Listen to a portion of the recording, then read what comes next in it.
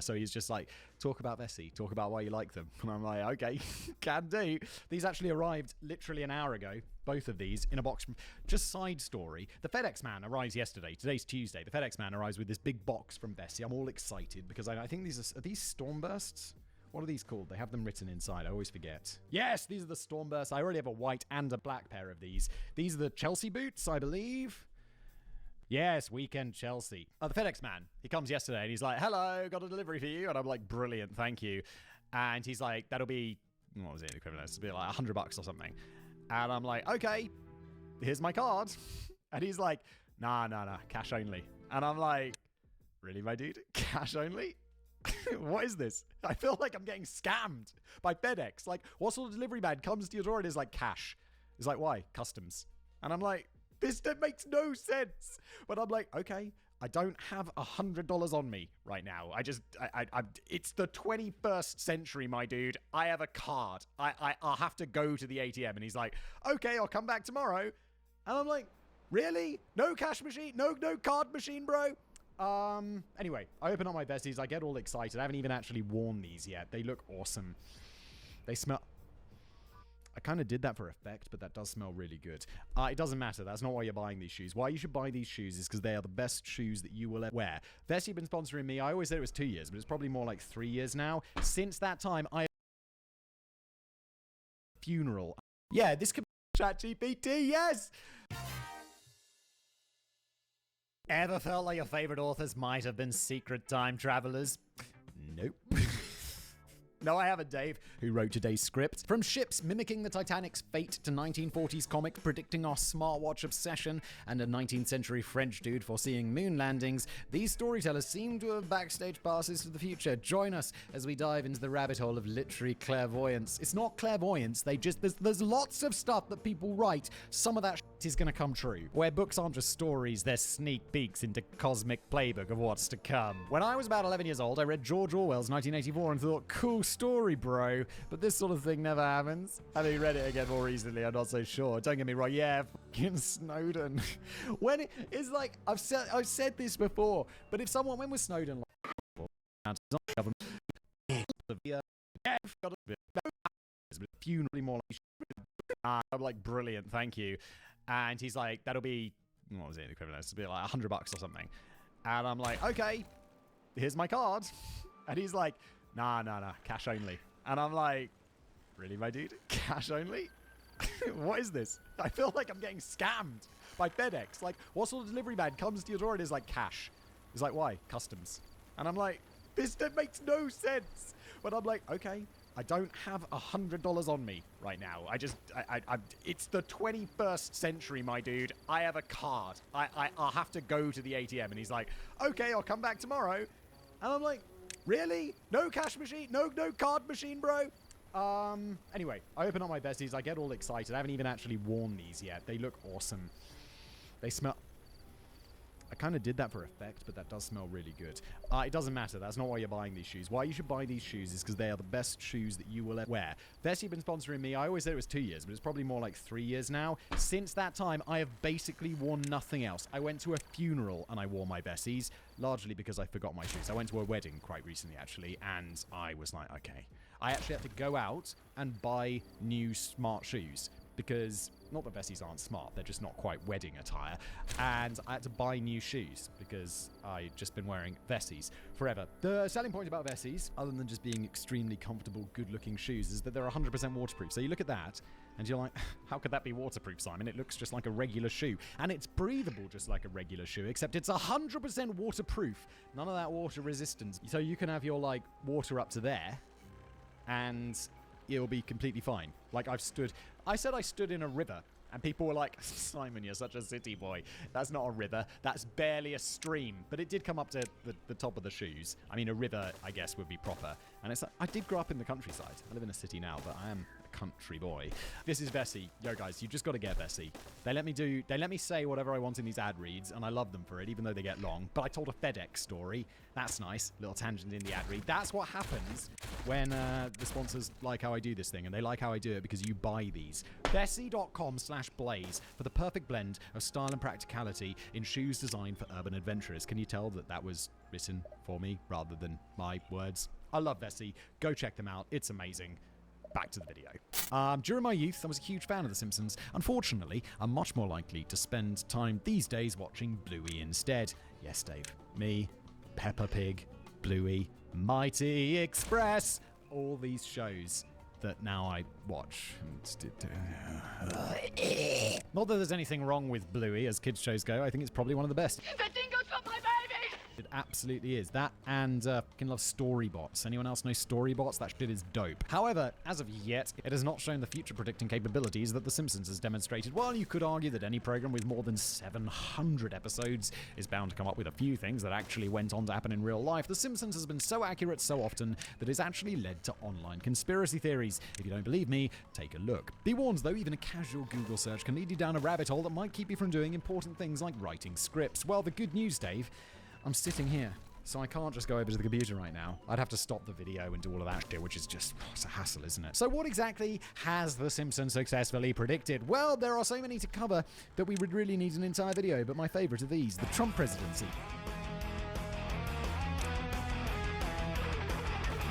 In Season 11, Episode 17, Bart to the Future, an episode which shows Lisa as president. I've seen this one! What do you mean you've seen this? It's brand new. President of the United States, we learned that she took over presidency from Donald Trump. During a cabinet meeting, she says, As you know, we've inherited quite a budget crunch from President Trump. the most concerning thing about this is the episode is supposed to be set in 2024, so you can only hope that she's not correct twice. Disney buys Fox. Season 10, Episode 5, When You Dish Upon a Star, shows the Fox logo as a division of the Disney Corporation. While this was done simply to take the piss out of Fox, something that I believe the writers are contractually allowed to do, it would actually turn out to be remarkably prescient. In 2018, Rupert Murdoch sold Fox to the Disney Corporation for $71.3 billion. Fucking hell, Jesus. Well, he sold most of Fox anyway. The Murdoch family remained in control of Fox News because Disney didn't want it. Number 3, the FIFA corruption scandal. Season 25, Episode 16, You Don't Have to Live Like a Referee, shows Homer Simpson becoming a referee because there's a world shortage due to mass corruption. I'm afraid there has been an epidemic of referees being bribed to throw games.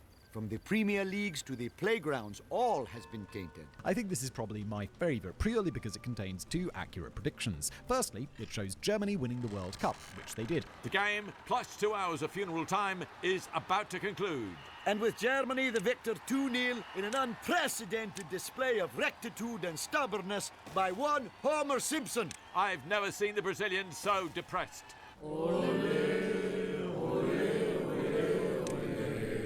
Secondly, in 2015, 1 year after the series was released, FIFA headquarters were raided by police due to widespread accusations of bribery, money laundering, and fraud. Yeah, I don't follow football, but I know that, that was... Isn't allegedly the Olympics also, a bit, dodgy?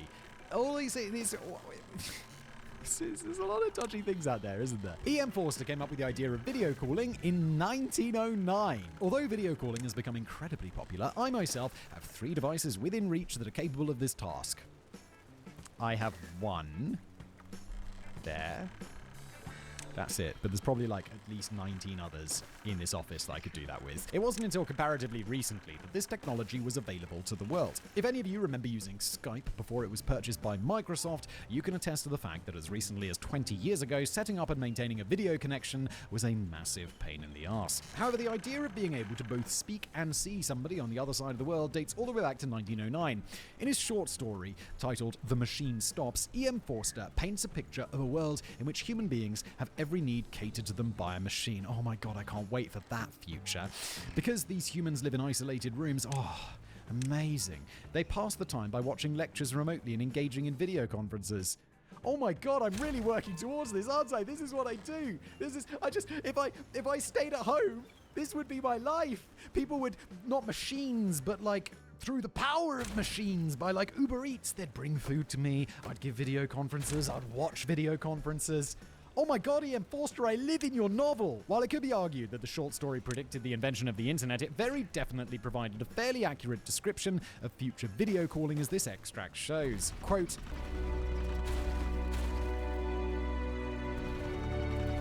But it was fully 15 seconds before the round plate that she held in her hands began to glow. A faint blue light shot across it, darkening to purple, and presently she could see the image of her son, who lived on the other side of the earth, and he could see her. While the physical description of the machine used to communicate isn't quite right, you have to give him points for going so far as to predict the connection latency. Yes, drives me potty. Like, I have a weekly call with my dad, and so often, like, it was literally last week, where I was like, it's 2024! How does this not work properly yet? Because it's like, oh, my AirPods are not, they're connected to my phone instead of my laptop, and then it's like, okay, I got them to connect it. It's like, Dad, I can't hear you. And he's like, I can't see you. And I'm like, oh, why? Why do we have to live like this? The only thing that's really missing from the description is enraged participants shouting at their devices because for the 10th time in as many minutes the feed is frozen, but all in all it's pretty accurate. The pilot episode of Lone Gun... Oh, new entry. Sorry. Dave doesn't always put breaks in, so I just continue reading it like it's just flowing text, but obviously it's completely different. Ooh, a bad workman always blames his tools. The pilot episode of The Lone Gunman predicted the September the 11th attack. Life as a paid writer can be pretty sweet. Having a job you can literally do without getting dressed is a bonus, as are those days when the creativity is flowing and you've finished an entire script by 2 p.m. and can spend the remainder of the day lounging around on the sofa. Sadly, it's not all like that. Sometimes there are days when you can't write because you recently put your hand through a table saw. Or sometimes you sit for hours and hours in front of the keyboard with nothing to show but the title for your efforts. Days like these can quickly become tiresome. However, whenever this happens, between my frequent trips to the coffee machine, the toaster, and the smoking bench in my garden, I console myself with the thought that at least I'm not Chris Carter, Vince Gilligan, John Scheiben, or Frank Spotnitz. Okay, the guys who wrote the pilot of The Lone Gunman. Imagine how they must have felt. They'd come up with a fantastically gripping story involving murder, government conspiracy, and a plan to crash an aircraft into the World Trade Center. No fucking way. I'm mapping the data now.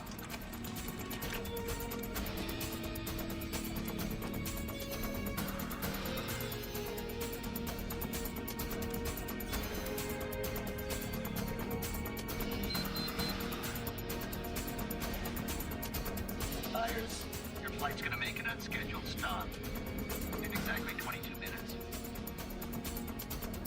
The corner of Liberty and Washington. Lower Manhattan. World Trade Center. Not only that, but this story forms the first episode of a new TV series that was broadcast for the first time on the 4th of March 2001, 191 days before the World Trade Center attack. No fucking way. If I had been any of those guys, I'd have been living in constant fear that the FBI were about to kick down my door and arrest me. Jesus Christ. You'd be like, no, I'm a famous writer. I'm not a terrorist. Fortunately, at least until people started drawing comparisons online, the similarities went largely unnoticed. According to Spotnitz, I thought nobody noticed. I guess so few people saw the show, but it's strange too, because that was the pilot and the ratings were actually quite good for that episode, and yet we didn't hear anything. Just that silence would be fucking deafening. You're like, why is no one talking about this? FBI, open up! Because the internet is the internet, some of the people who claim that the September 11 attacks were an inside job have actually gone so far as to claim that this episode proves that the government was involved and that it was written and released as part of an anti-government warning. Really now, conspiracy theorists? Twisted logic there, no? What's so bad about conspiracy theories? They can be fun. Because, the government could organize and keep secret an attack like that but completely failed to prevent Fox from warning people about it in a TV show. People are dumb. Morgan Robertson wrote a piece of fiction that was eerily similar to the story of the Titanic. Everybody knows the story of the Titanic, although I was somewhat surprised that it's now on the teaching syllabus for 6 to 7-year-olds in the UK. Really?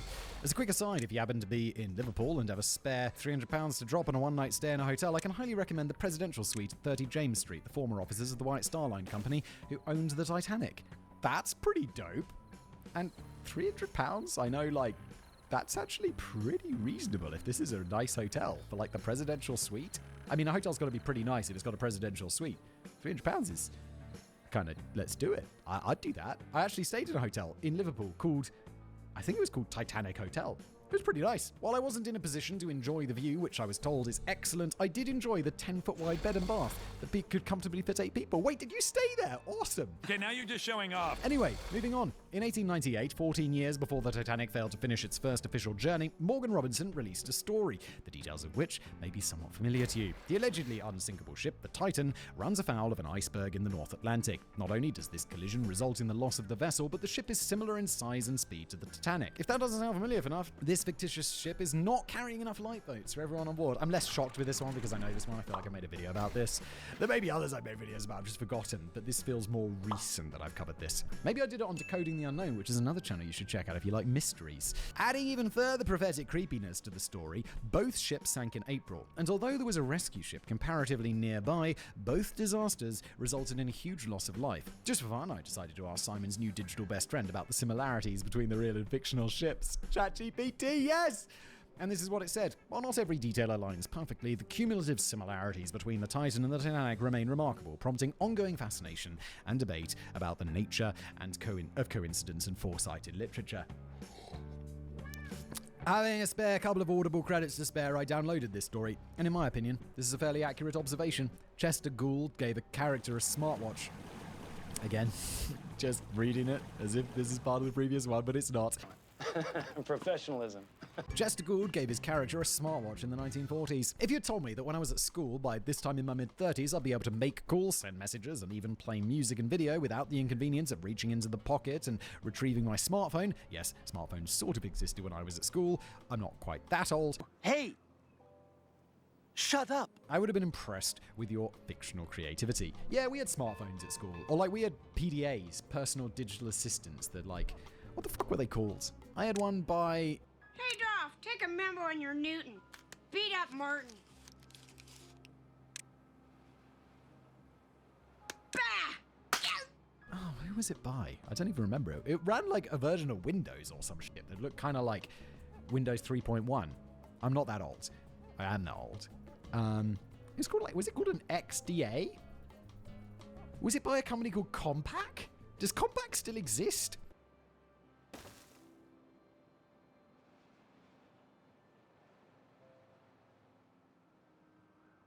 However, as it transpires, you would not have been being creative at all, as this idea had been around since Chester Gould gave his first comic book character, Dick Tracy, a walkie-talkie watch in 1946. Although this technology was exceptionally mundane by today's standards, according to Gould, his publisher initially rejected the idea, both because it was too unrealistic and because it provided the character with a far too predictable and uninteresting method of calling for backup when criminals thought that this was not possible.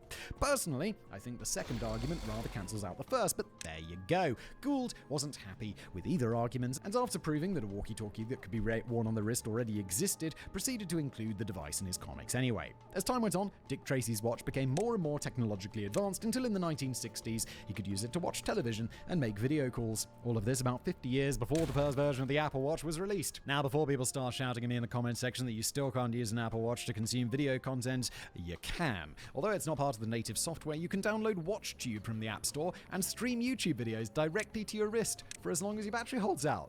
That's cool. On a full charge, you may even be able to complete an entire episode of Brainblaze. Yeah, you'd be lucky. And whose fault is that? French novelist Jules Verne predicted the moon landing with surprising accuracy. Although he is best known for writing 20,000 Leagues Under the Sea and Around the World in 80 Days, Jules Verne wrote several other stories, one of which is called From the Earth to the Moon. Although he wrote this in 1865, 100 years before mankind would actually land on the moon, his story contains some details that are remarkably similar to what actually happened. For example, when the three astronauts embark on a life-changing journey, the rocket takes off from Florida, which, as I'm sure you're all aware, is the same place that the Apollo missions launched from. After a successful mission, the three astronauts return to Earth in a similar fashion, parachuting into the Atlantic Ocean before being recovered. Verne even had a crack at carrying out some of the necessary calculations to make the journey. Obviously, these could not have been used successfully to get to the moon, but he does at least take into account some of the physics involved should you wish to use a giant cannon to propel a craft into outer space. Oh, that's not the same.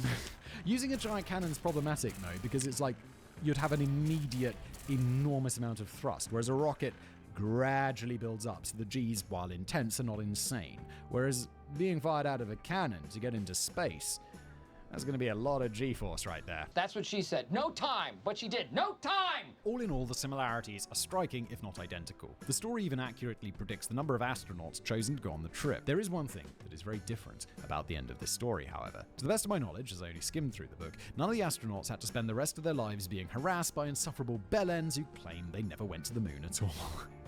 Douglas Adams predicted the Kindle. It would be almost heretical to create a script such as this one without giving a mention to the greatest science fiction writer of all time. In 1978, the radio series entitled The Hitchhiker's Guide to the Galaxy was released. The series tells the story of a man from Earth, Arthur Dent, who escapes the destruction of his home planet by hitchhiking on a demolition ship with his friends from Beetlejuice, Ford Prefect. The series was so popular that its writer, Douglas Adams, would go on to expand the story with 5 novels and a TV series. Unfortunately, in 2005, 4 years after the death of Adams, a movie was also released. The movie sucked so hard that real fans of his work try not to speak of it. It's best we don't. Let's not mention that movie. What movie? Anyway, I digress. In the story, Ford Prefect is in possession of a small device called the Hitchhiker's Guide to the Galaxy. This device is essentially an e-book that contains all the necessary information for anybody who chooses to spend their life hitchhiking around the galaxy.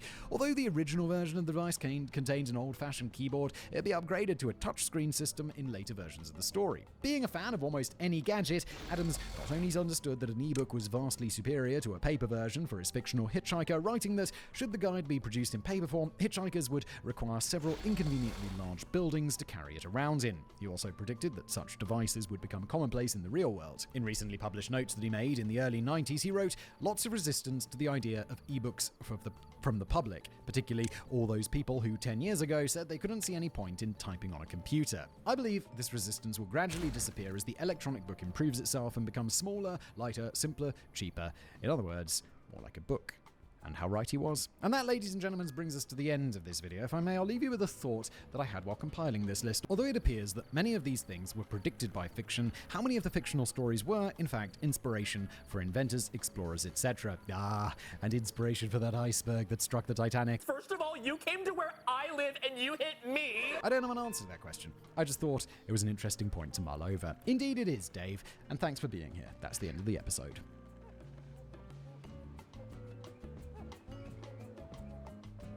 It's 2024! How does this not work properly yet?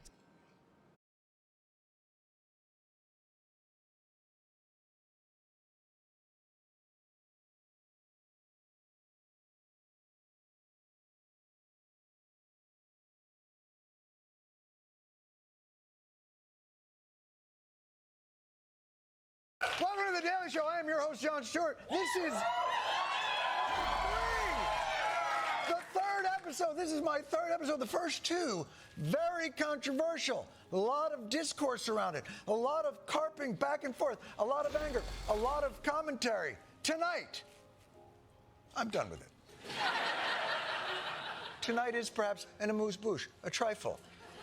Something light. Tonight, we discuss Israel-Palestine.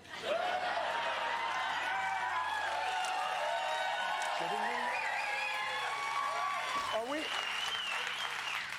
Who wrote this? Well, I legally have to read what's in the prompter, so here we go.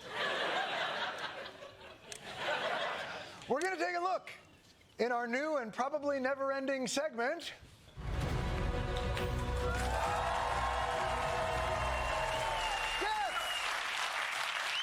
Somehow the audience knew, but tonight we discuss Israel-Palestine. Any discussion of Israel-Palestine is not meant to endorse or justify all the actions of either side. Mentions of Hamas that fail to condemn Hamas do not mean we don't condemn Hamas. Do not listen to this segment if you are predisposed to anti-Semitism or Islamophobia. Common side effects of discussing the Middle East are depression, anxiety, infections of the perineum, and craving hummus.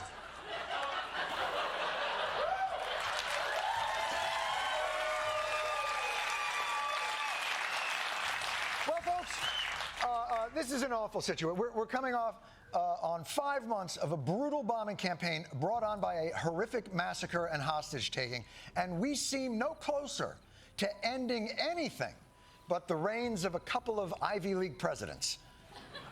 Well, this weekend, Israeli Prime Minister Benjamin Netanyahu finally laid out his plan for peace. Benjamin Netanyahu is calling for complete demilitarization of Gaza, as well as Israel taking over security and controlling entry and exit points to Gaza. So your peace plan is a siege, a military siege. You really think a military solution ends this cycle? Victory is within reach, and you can't have victory until you eliminate Hamas.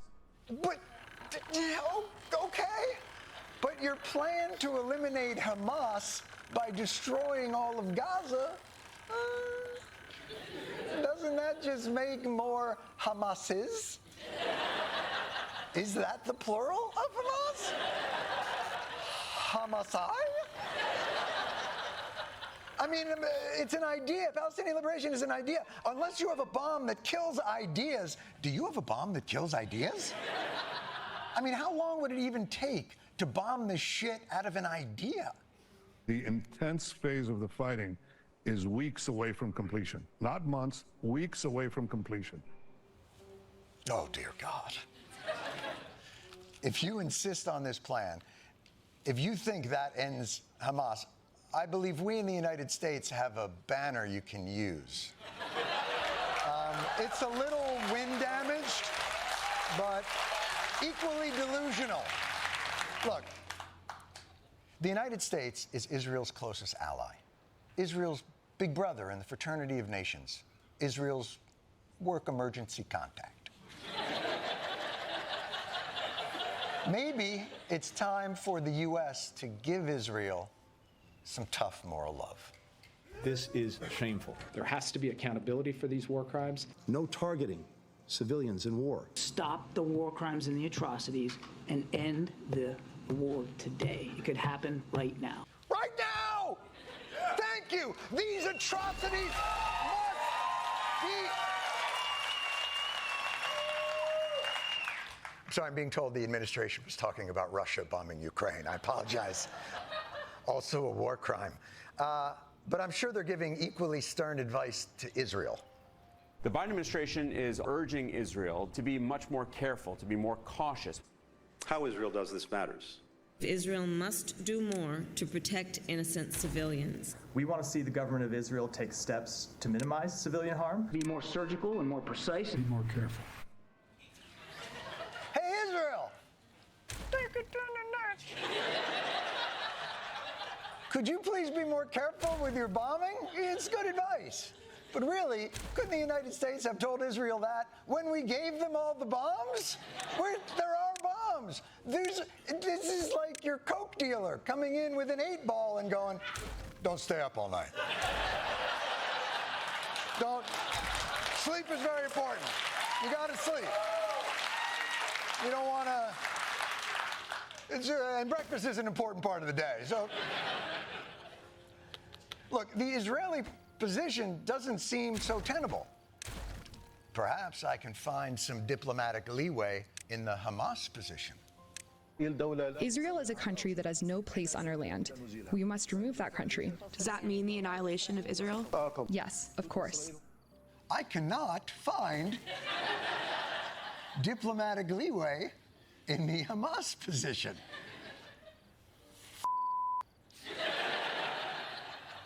Well, this is when we need the world, the civilized world of nations, to come together and stop this madness.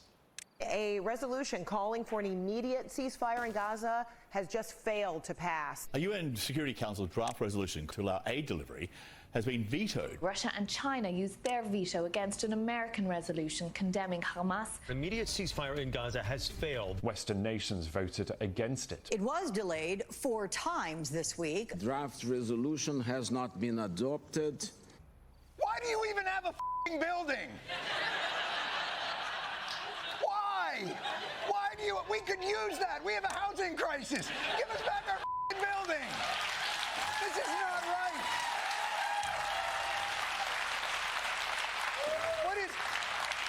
What is the United Nations even? What are you, just a support system for a diverse and pleasing food court? What are you?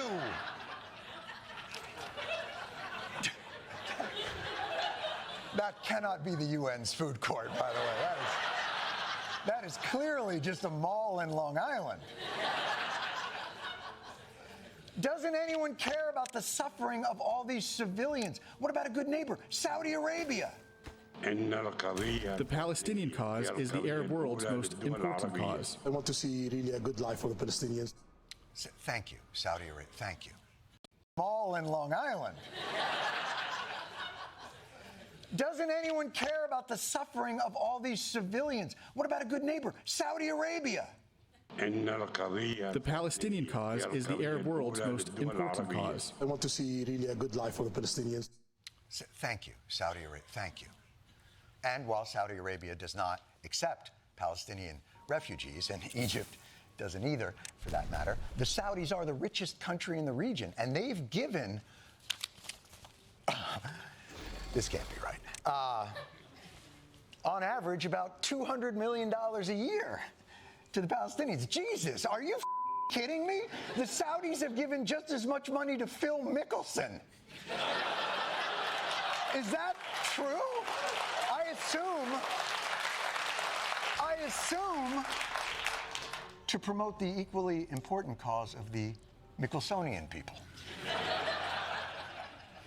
So Israel, the United States, the United Nations, the Arab nations, no one seems to be incentivized to stop the suffering of the innocent people in this region. Now, I didn't want to bring this up, but there is another player. Small religious startup out of Bethlehem. I think it might have began as a carpenters union, but has gotten big. Do they have a plan for the Middle East? There will be the Battle of Armageddon. Jesus Christ is going to sweep over that battlefield and to annihilate that army of 200 million people. The blood will flow to the bridle of a horse.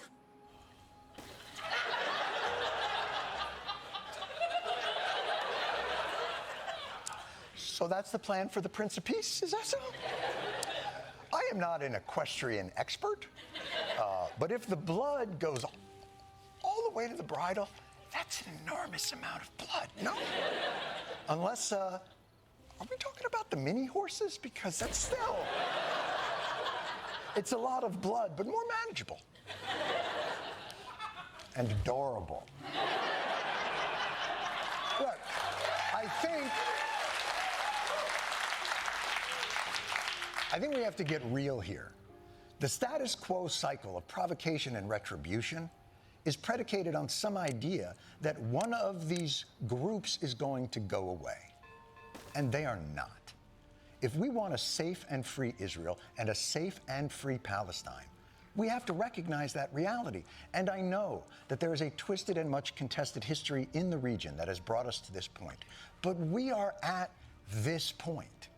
And anything we do from here has to look forward. So tonight, lucky you, I'm going to do that with not one, not two, but three solutions for peace. Number one. Along the shores of Pleasant Lake in Maine, 95 Israeli and Palestinian teens are trading rockets for rackets. The goal of Seeds of Peace is to open these young minds.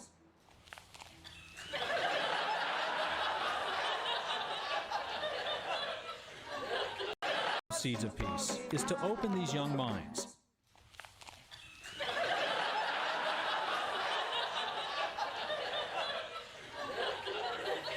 Okay, that one hasn't been scaled up yet. And may take longer than we have. Unless we just bring the whole region to Maine. How fast can we make 14 million rackets? But that's just my opening offer. That was just one peace plan, people. Don't abandon me yet. Number two. Let's just ask God. It's his house. He's the one who started all this. Just ask God. He can tell us who is right. Is it the Jews? Is it the Muslims? Is it the Zoroastrians? If it's the Scientologists, a lot of us are going to have egg on our faces. But given God's lack of communication over this past, let's say, millennia,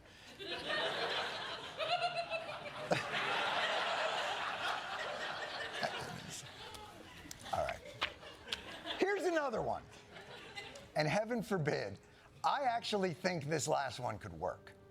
Starting now, no preconditions, no earned trust, no partners for peace.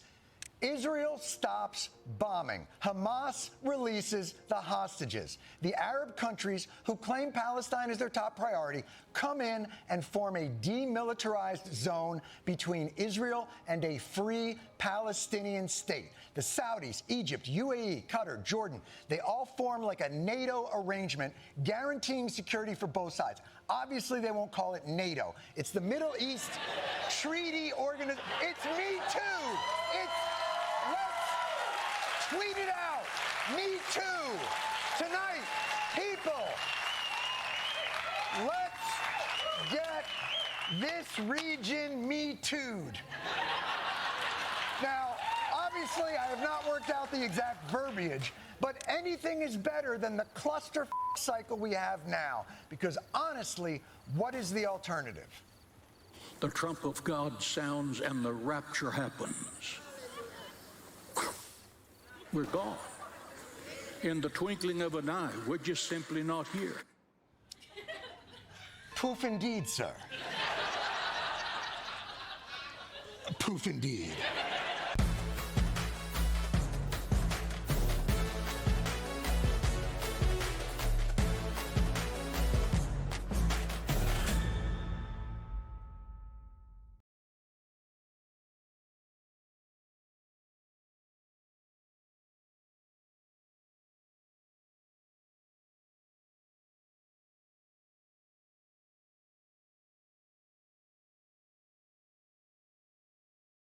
Exploitation, political meddling, and military aggression. I'm not talking about the dictator of a banana republic. I'm talking about a private company whose personal army was 3 times that of the British Army. The East India Company sounds like a sort of capitalistic nightmare ripped straight out of the pages of a Philip K. Dick novel. But these guys were a real dystopian force. Their time may be over, but the consequences of their actions shape this world as we know it. Chapter 1. Greed, Gold, and Goods. In 1557, a few years before the unofficial Anglo-Spanish War, Francis Drake decided to explore the bank accounts of Spanish settlements in South America. Once he plundered the Spanish colonies, he darted back across the Pacific Ocean until touching down in the East Indies. While traveling through the Molucca Islands, he met Sultan Babula, then ruler of the Sultanate of Ternate, one of the oldest Muslim kingdoms in Indonesia. This guy was the greatest of the sultans, having run out the Portuguese occupants. Under his rule, the Sultanate reached its golden peak thanks to his reign of free trade and access to valuable forest resources. For Francis Drake, the maritime door-to-door salesman, this was the perfect client. After all, both him and the Sultan shared a common enemy with the Portuguese, who were in cahoots with the Spanish. Drake offered his linens, gold, and silver. But let's call it what it really was. Evil thing number 1. Selling stolen goods. In return, the Sultan offered Drake hugely valuable exotic spices, like cloves and nutmeg, but Drake didn't know how pricey these things were until he returned to England in 1580. Investors in Drake's original expedition saw ginormous returns on his haul. Drake had become a celebrated hero overnight. Everyone wanted to capitalize on trade with the far-off East Indies, but they couldn't do that without more naval power. They got that in 1588, when Queen Elizabeth I's kingdom seized Spanish and Portuguese ships and cargo upon defeating the Spanish Armada. These vessels made exploring the world for riches a cinch. But to finish the Spanish and Portuguese off for good, they needed to push their rivals out of the East Indies trade routes. That came easy though. A few more naval battles later, and England had established firm connections. Though, with the emergence of this new market, the stage was set for one company to step out of the shadows to become a monopoly. So it's time to learn how history works as we tally up the evil crimes of the East India Company. We now turn your attention away from our scheduled programming to bring you a message from our sponsor, Compounded Daily. Friends, each week there's a bundle of riveting tales that regrettably can't make their debut here, all due to the whims of the YouTube algorithm. But fret not. By enlisting in my brand new and absolutely free email newsletter, you'll be in the know with stories like the intriguing inception of a VC fund by our allies at NATO. This newsletter, dear viewers, will traverse the exciting worlds of finance, business, and economics, ensuring you're always in the loop. If the topics discussed here pique your interest, then rest assured, you'll find the newsletter a delightful read. It's not only enjoyable, but also enlightening, offering you fresh insights from yours truly, a seasoned veteran in the investment banking world. Becoming a part of our newsletter family is as simple as 1, 2, 3, folks. Simply use the link provided in the description, make your way to compoundeddaily.com, and then sign up with the email you use the most. Chapter 2. The Sinister Start. In 1599, merchant all-stars banded together to create a supergroup. There was adventurer merchant Ralph Fitch, whose 9-year tour of Persia and Mesopotamia was legendary. Next was James Lancaster, who found a new route to India. Stephen Sawami was the mayor of London and a merchant in his own right. Then there was Thomas Smith, another powerful politician. The final member was Richard Hakluyt. He had sailed with Drake, founded successful trade companies before, and was a bigger supporter of colonialism. With their powers combined, they applied for a royal charter. This official decree from the monarch would make them a monopoly. Their argument was that they had the expertise to mitigate risks from piracy and treacherous seas. Consolidating power made it more efficient and easier to compete with other European nations. And their expeditions could serve broad political agendas set by the crown. Some say this shows a lack of spirit for the free market. Personally, I call it evil thing number 2, cheating. The Queen rejected their application. Spain and Portugal were still powerful, so she didn't want to risk a diplomatic crisis or another war. So they did what all budding entrepreneurs do and tried again and again. In time, circumstances changed. Britain's navy became more powerful, and the Protestant Reformation freed Britain from its Catholic ties with Spain and Portugal. Now, the Queen saw the virtues of a state-sponsored business enterprise. On the 31st of December 1600, the charter was granted and the East India Company was greenlit as the world's first corporate raiders.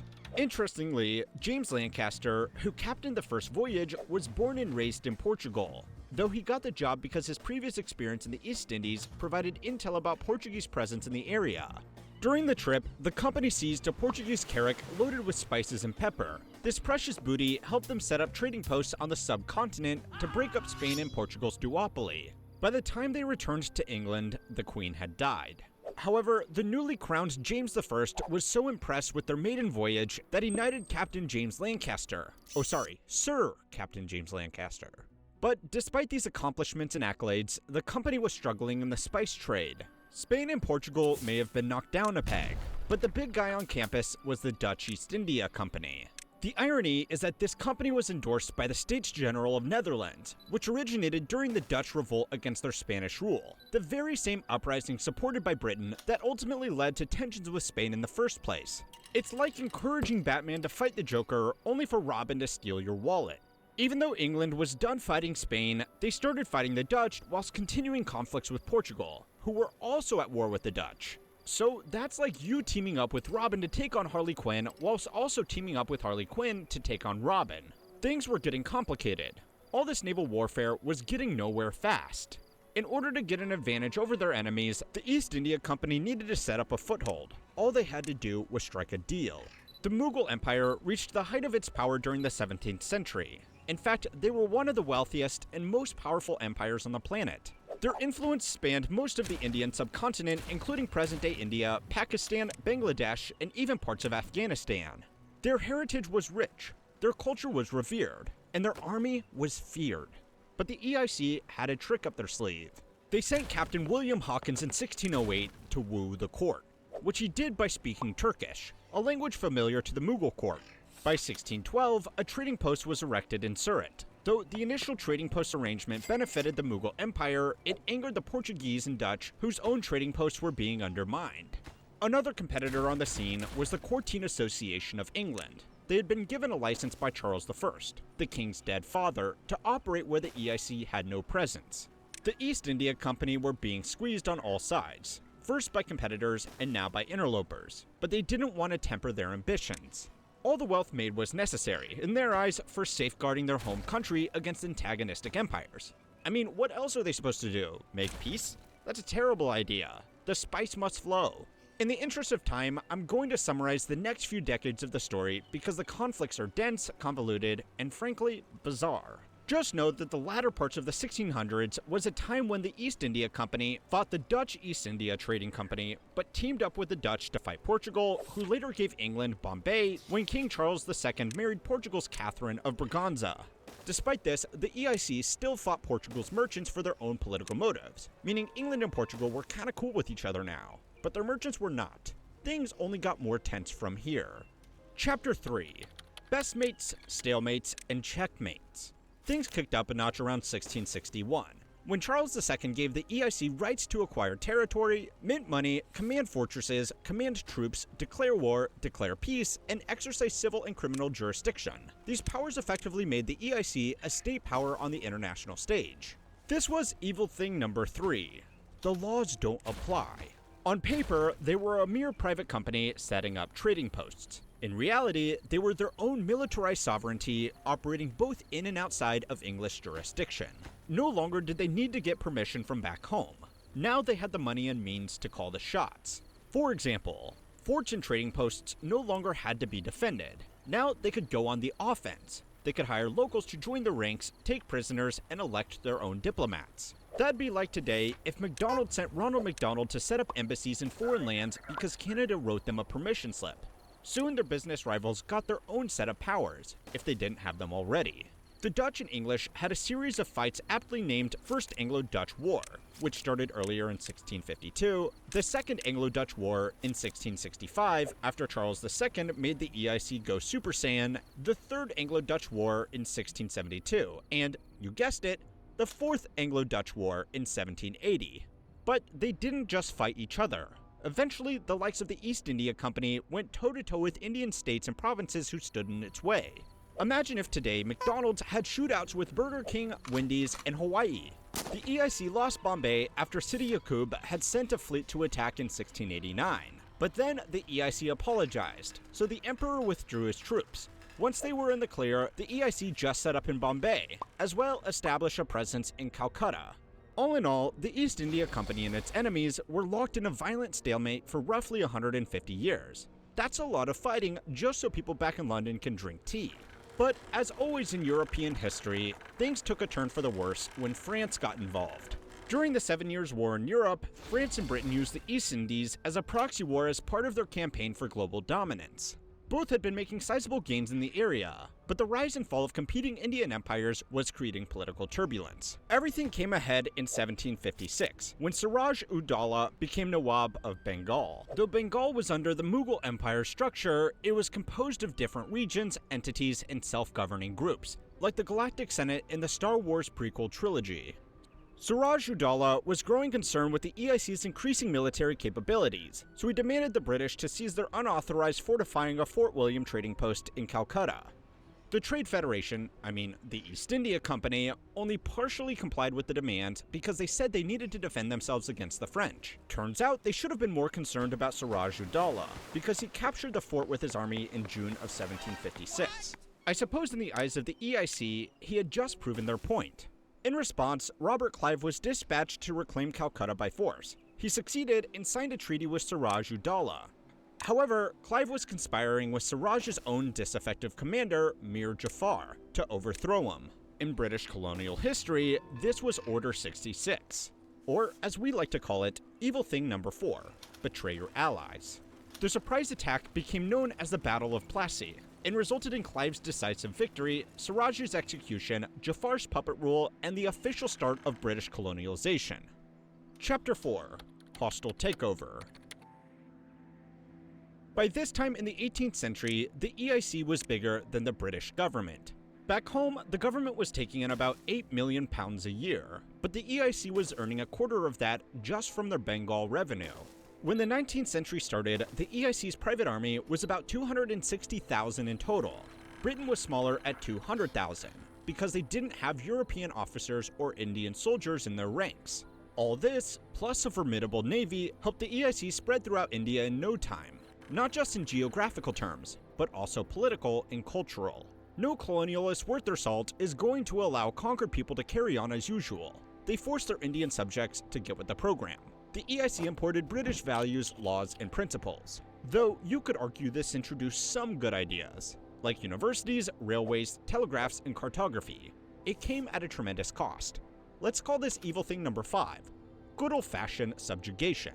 Local and indigenous ways of life were erased. Languages were lost. Traditional cultures and traditions were upended.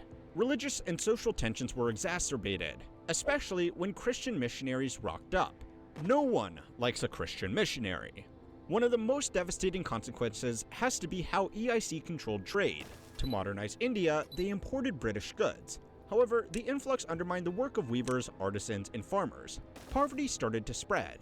But the EIC wasn't too concerned with how the economy was affecting others, because they found a neat little side hustle, aka evil thing number 6, literal slaves. Though their buying and selling of human beings was limited compared to the transatlantic slave trade, that was mainly because they didn't want to directly compete. They also used slaves in their own trading posts, particularly as the EIC spread its influence across Asia and African lands, like Madagascar. Servitude went wherever the EIC went, either by force or through heavy taxation and exploitative working conditions. The most catastrophic fallout from this was the Great Bengal Famine of 1770, where an entire third of the Bengal population perished. Though weather conditions had contributed, like a fierce drought, the conditions were worsened by the company's policies and practices. Revenue extraction did not let up in the face of crop failure, leaving very little for the starving population to live on. Land for crops was even reduced because the EIC stepped up its production of opium and indigo exports.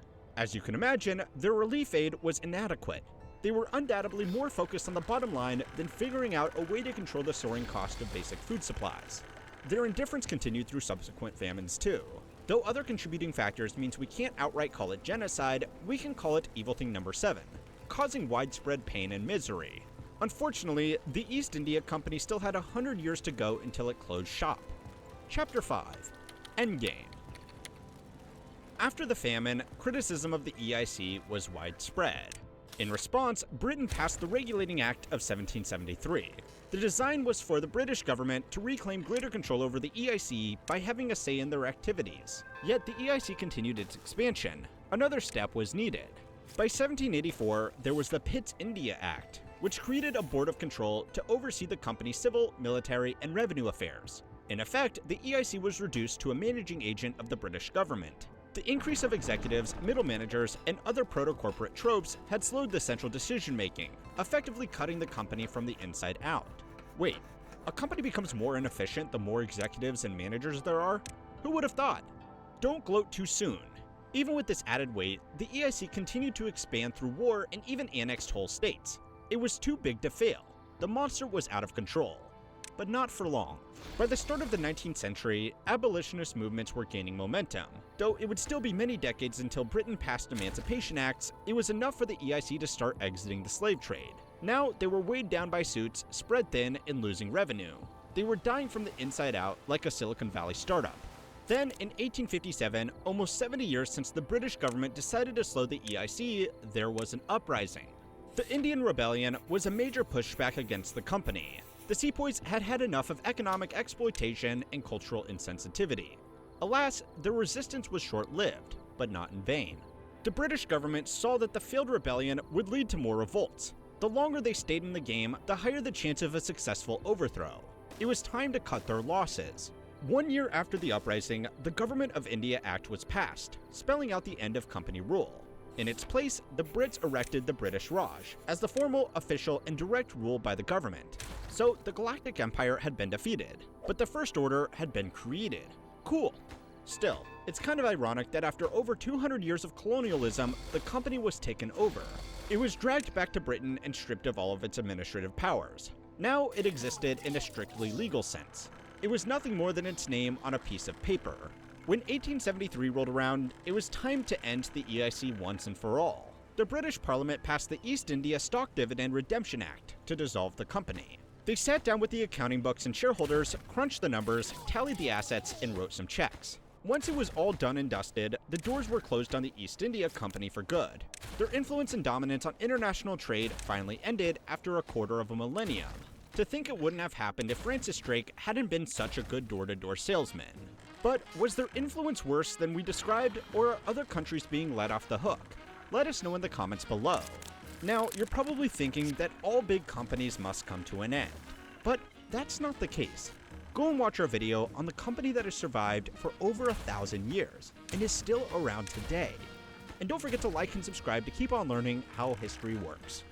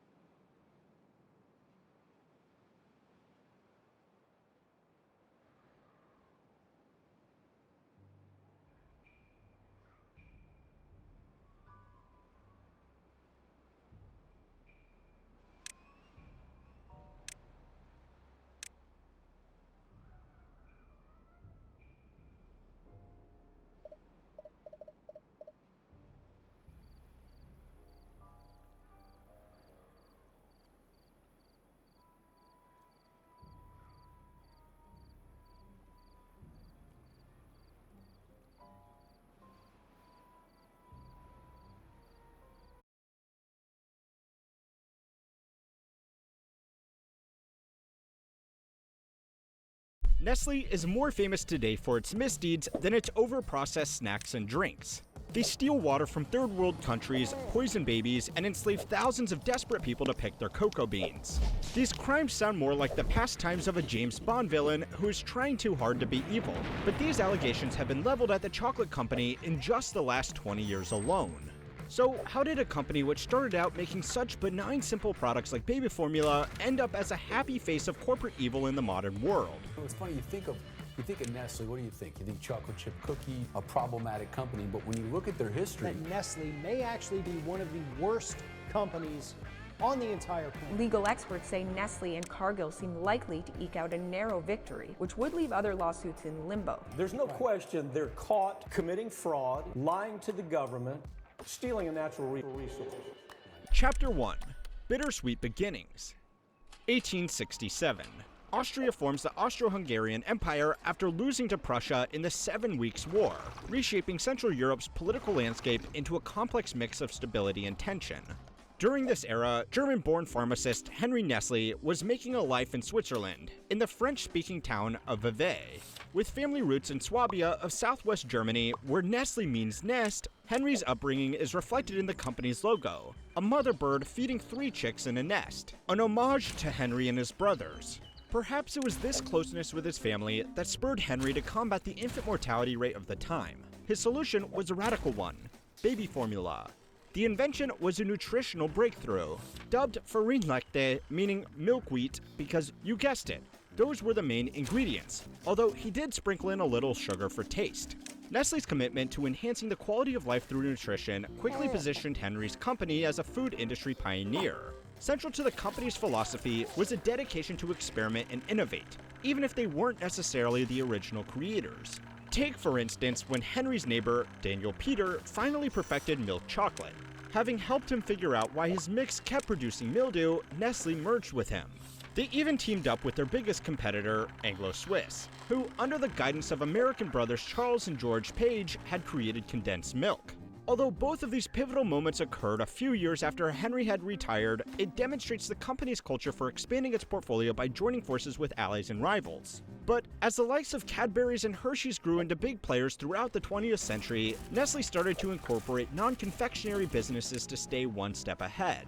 This includes coffee, pet food, soups, noodles, and pasta. But it also includes shareholdings in different industries like L'Oreal and different business approaches in the same industries like Starbucks.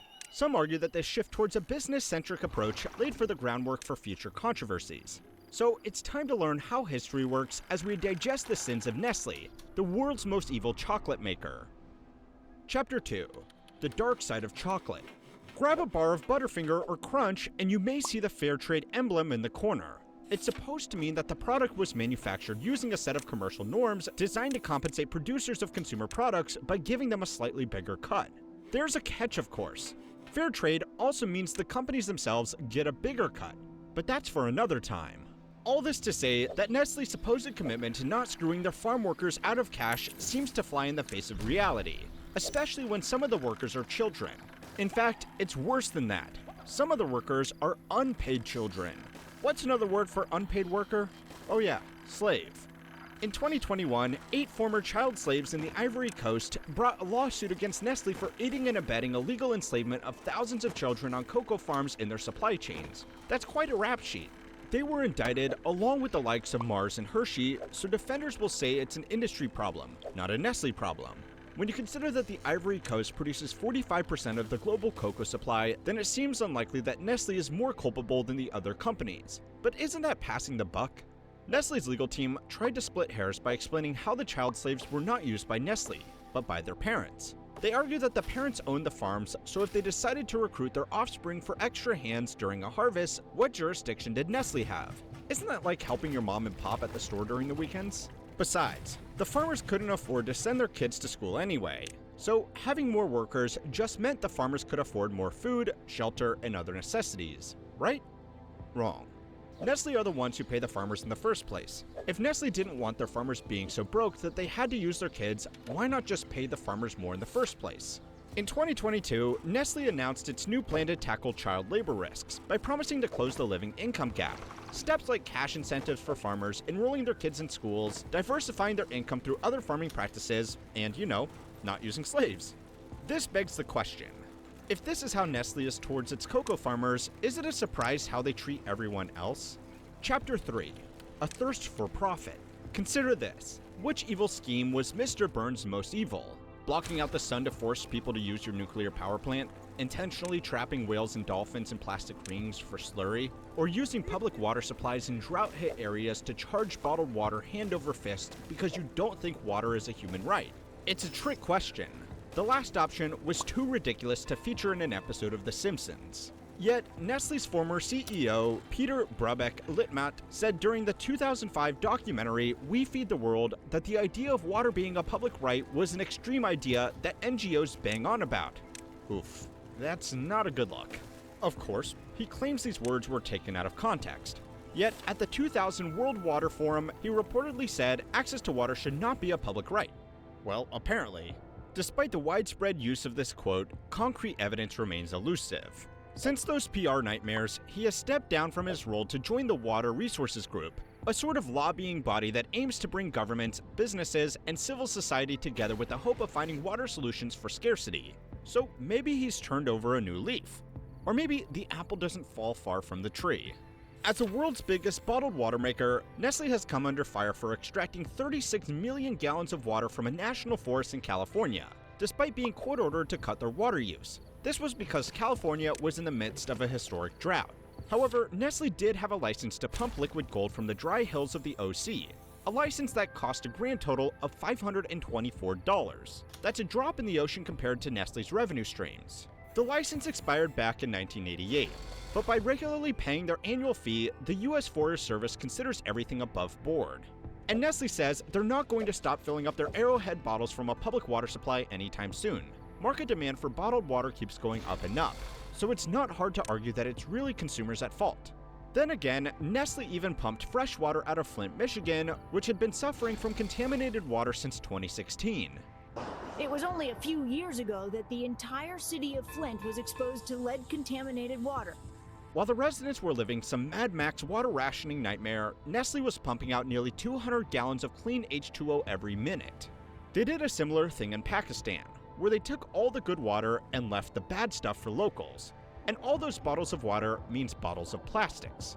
Chapter 4. Bottling the issue.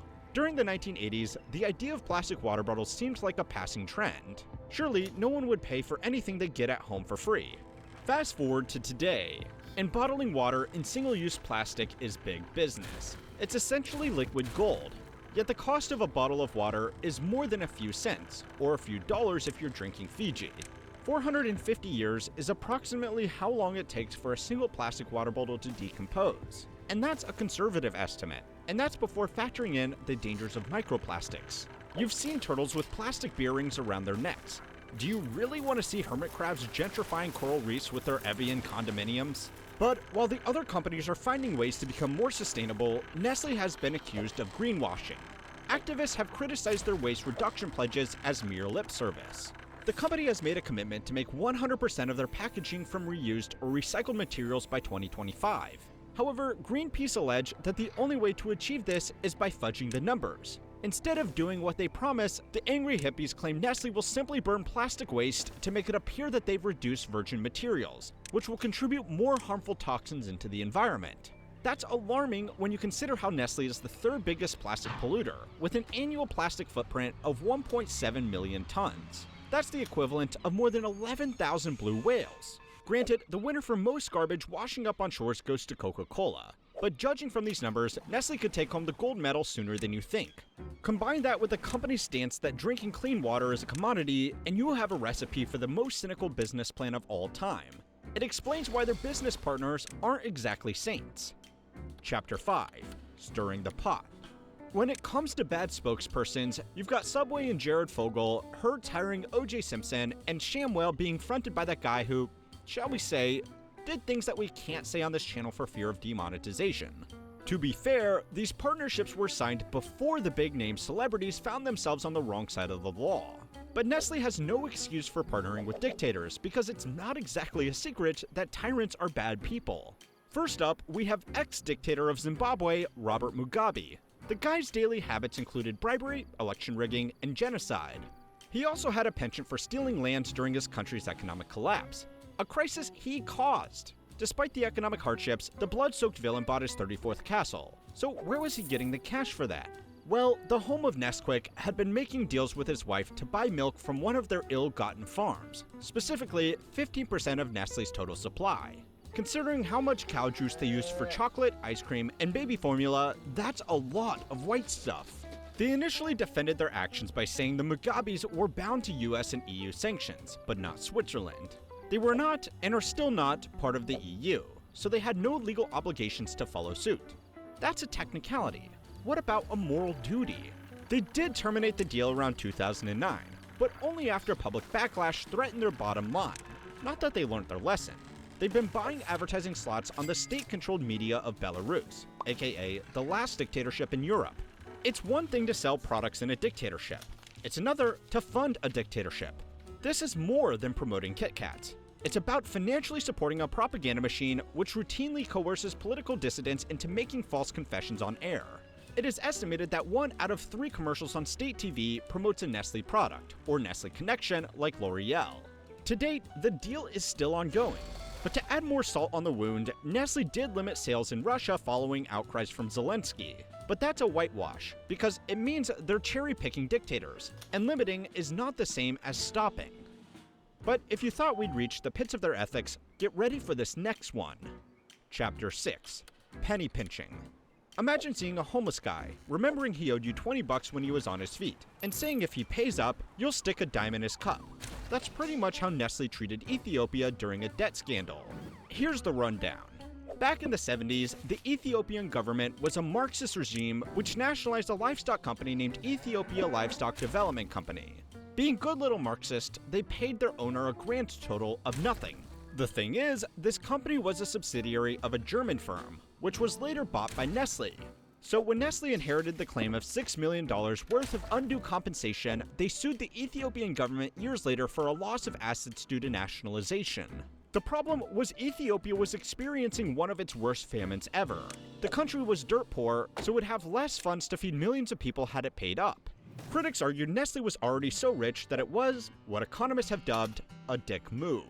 Once again, Nestle changed the tactic following public outrage, but only by reducing the debt to $1.5 million, and later offering to reinvest the amount back into Ethiopia as a goodwill gesture. Nestle's PR team said it was never the intention to deprive famine relief efforts from dying people, and that the whole thing was just a standard business practice to clean the air. To them, it was another technicality. If that's the case, why did Nestle kill babies in one of their most infamous scandals to date? Chapter 7. A formula for disaster. To think the Nestle company got its start using baby formula to decrease infant mortality rates. Now, its reputation has been permanently soiled by using baby formula to increase infant mortality rates. Henry Nestle must be spinning in his grave faster than a Beyblade in a washing machine. Back in the 1970s, Nestle's involvement with Africa took another dubious turn when they used an aggressive advertising campaign to mislead consumers about breastfeeding. Nestle told mothers that their baby formula was actually better than natural human milk, and even had their saleswomen dress up as nurses to hang around hospitals handing out free samples. Maybe without the shady costume shtick, this could have been a good gesture, had it not been for one little flaw: poverty. Many of these mothers couldn't afford baby formula and already had enough trouble sourcing safe drinking water. They rationed the powder and mixed it with bad water, depriving it of further nutrition, whilst increasing the chance of a vulnerable infant contracting disease. Both of these could have been avoided with sustained breastfeeding. However, weaning a baby back into a nipple is almost impossible once they're taking formula, and that's if the break in behavior hasn't caused the body to cease milk production. The end result?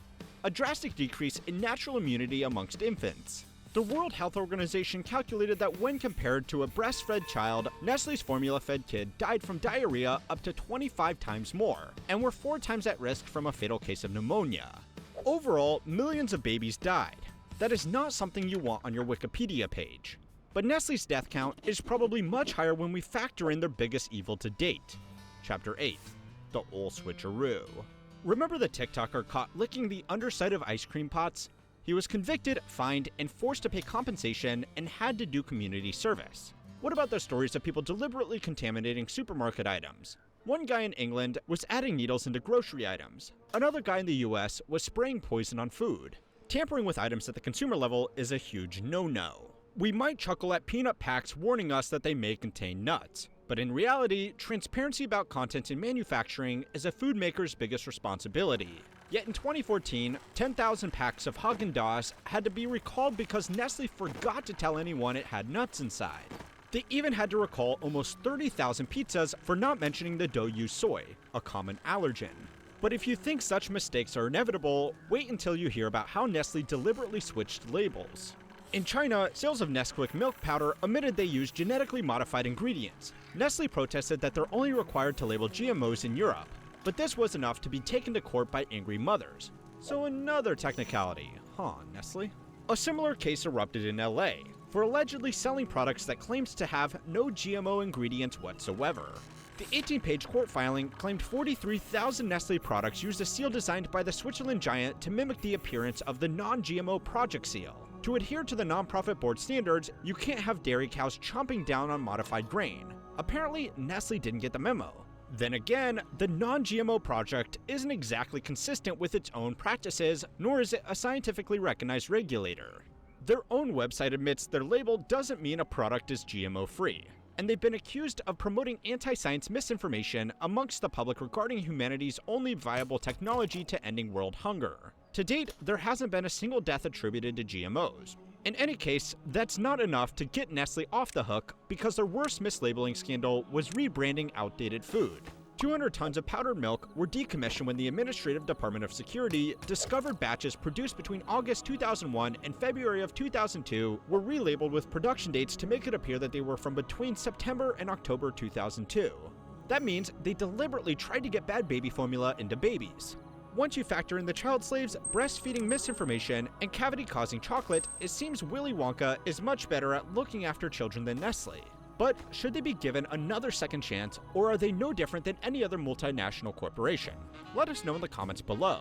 And if you want to look at a chocolate maker who also became a conglomerate and made a variety of consumer products, check out our video on the history of the Mars family. And don't forget to like and subscribe to keep on learning how history works.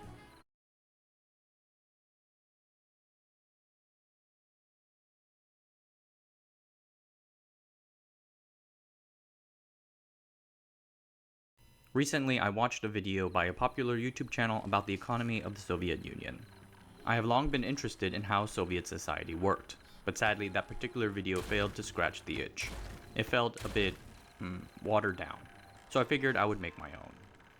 For generations, the Soviet Union grew faster than every other developing country except one, but once that strategy ran its course, the Soviets failed to adapt and things fell apart. It's a challenge that every country has to face at one time or another in the process of its development. In this video, I want to look at the rise and decline of the Soviet economy. But first, I want to talk a bit about the Patreon. If you want to help support the channel, you might want to take a look at the Early Access tier. Early Access members get to see a large backlog of videos queued up and waiting to be released to the public, like this one. Right now, there are over 20 videos in Early Access. So head on over to the Patreon page and take a look. I deeply appreciate anything you'd be able to sign up for. Thanks, and on with the show. Now, before we get started, I want to note, this is not a video about the breakup of the Soviet Union. The two topics are somewhat linked, but it would take another video to go through all the political observations and theory from historians. Not to mention that the Chinese have their own theories on the matter too. It's a whole rabbit hole. This video is going to be long enough as it is, so let's just talk about the money.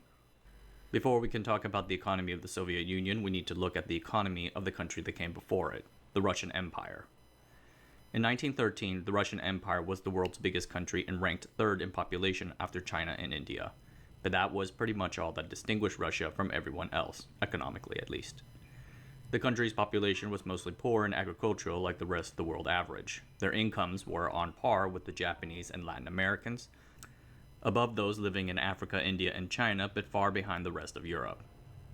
Then came World War I, an all-consuming total war that strained even the richest of Europe's empires. The United Kingdom spent 40% of its GDP on the war, France 50%, and Germany 60%.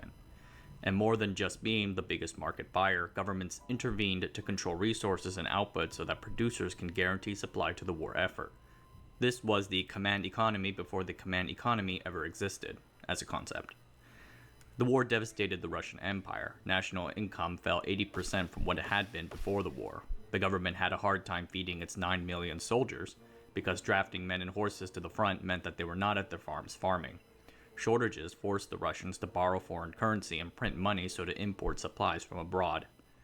When real production cannot keep up with the growing monetary supply, inflation happens. Inflation rose to 6% a month from 1916 to 1917. That sounds bad. And it was, but truth of the matter is that things sucked quite badly for everyone back then. At the time of the Bolshevik takeover in 1917, the economic situation was dire, but was not notably worse than what everyone else was going through. The first year after the assumption of power, the Bolshevik government attempted to establish a command economy in line with its ideological goals. They confiscated surplus food supply, nationalized industry, and seized the estates of both the church and aristocracy. But in the second half of 1918, a group of anti-revolutionary forces, called the Whites, banded together in an uprising against the government, whose army we will call the Reds. Various foreign countries intervened on both sides, worsening the conflict. What happened was a brutal civil war that lasted for over 5 years and killed millions of people. Coming so soon after World War I, the Russian Civil War annihilated infrastructure, transportation networks, and industry. Incomes fell back to levels not seen since the pre-modern era, around $600 in today's dollars. Famine and government failure abounded. In 1921, Lenin announced a new economic policy that sought to restore farmers' incentives to produce agriculture. Amongst other things, it replaced the seizing of all surplus goods with a progressive tax.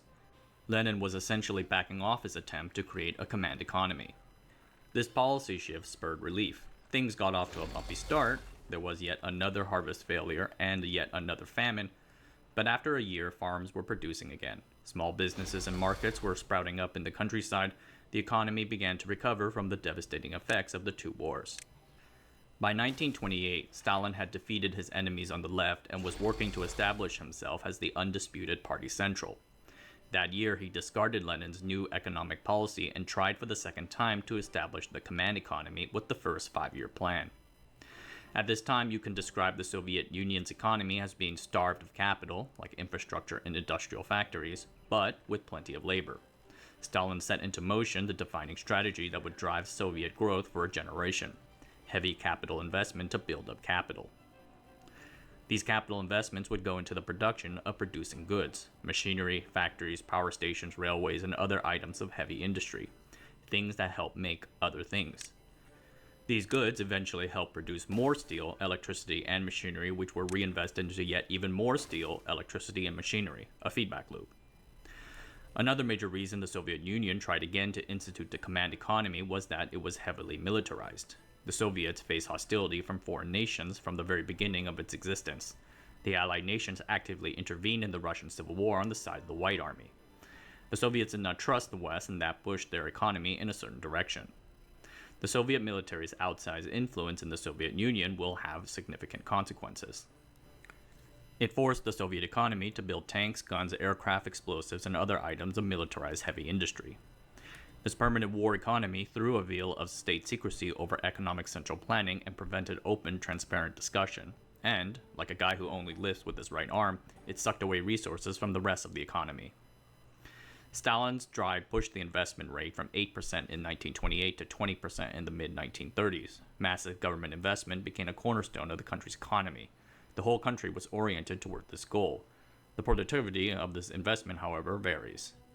Some of it was genuinely helpful, but there was a lot of wasteful, unproductive, and impractical infrastructure built.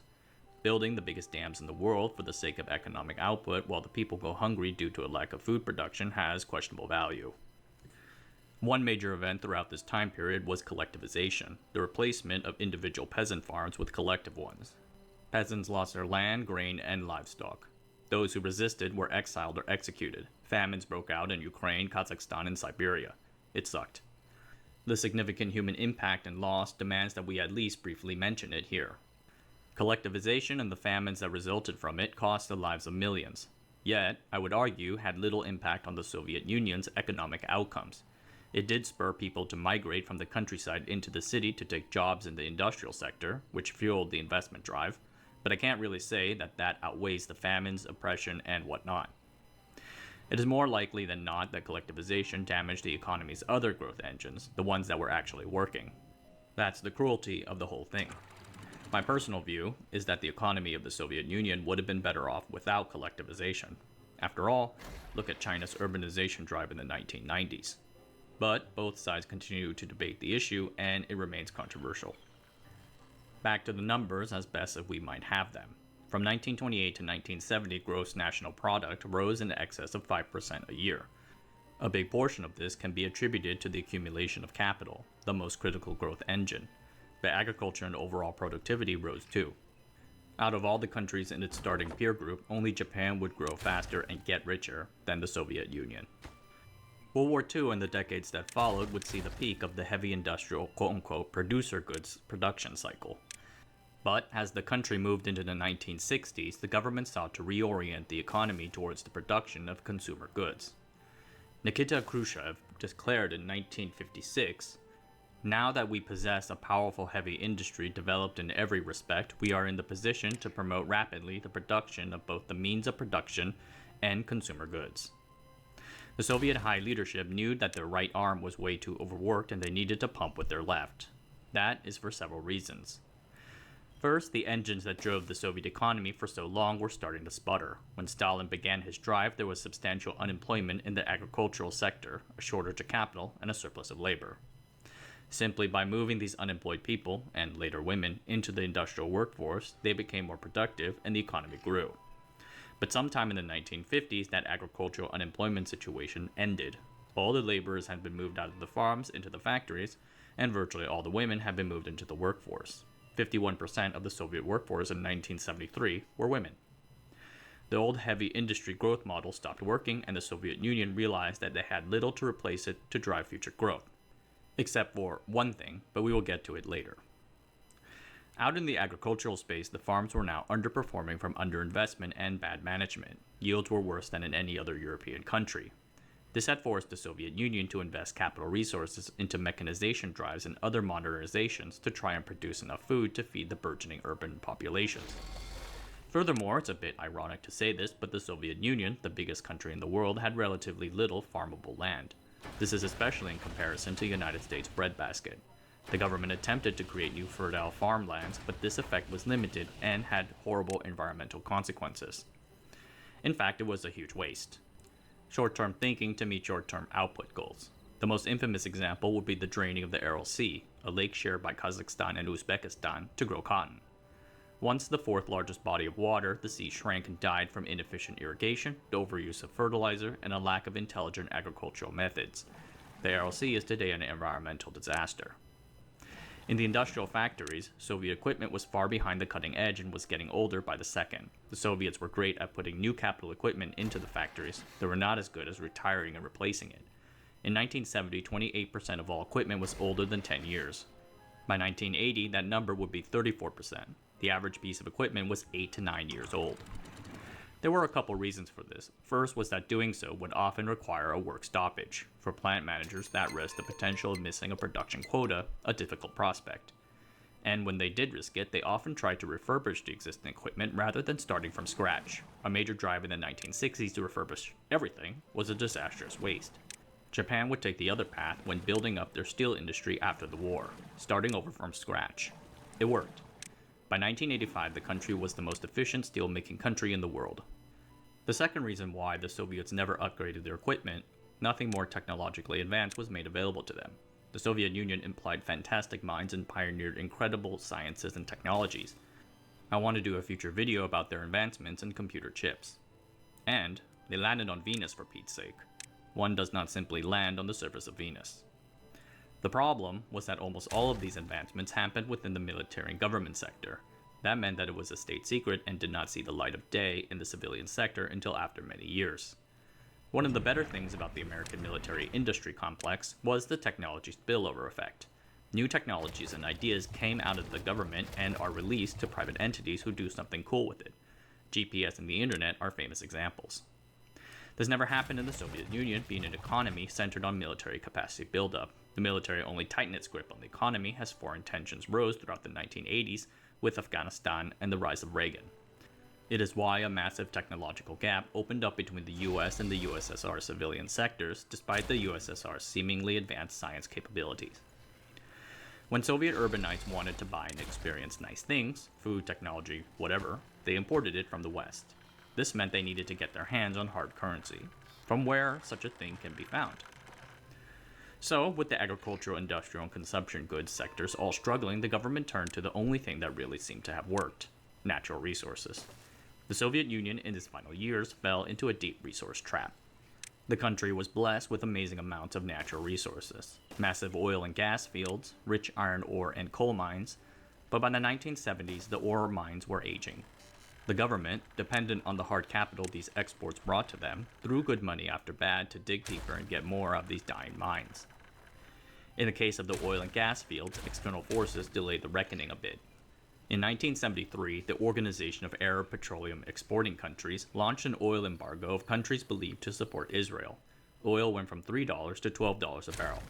That actually mattered back then. I'm just letting you know. The Soviet Union lucked out into being one of the few big oil suppliers still able to sell to the embargoed countries. They had switched to using natural gas so that they may have the opportunity to export its oil for hard currency. Soviet exports to the West grew 26% from 1970 to 1980, and a big portion of that was oil. But by then, those oil fields were already losing their productivity. From 1975 to 1985, oil investment costs went from 28% to 39% of the total Soviet investment budget. Employment likewise soared by 25%, yet the actual output of oil fell by 21%. This was a disaster.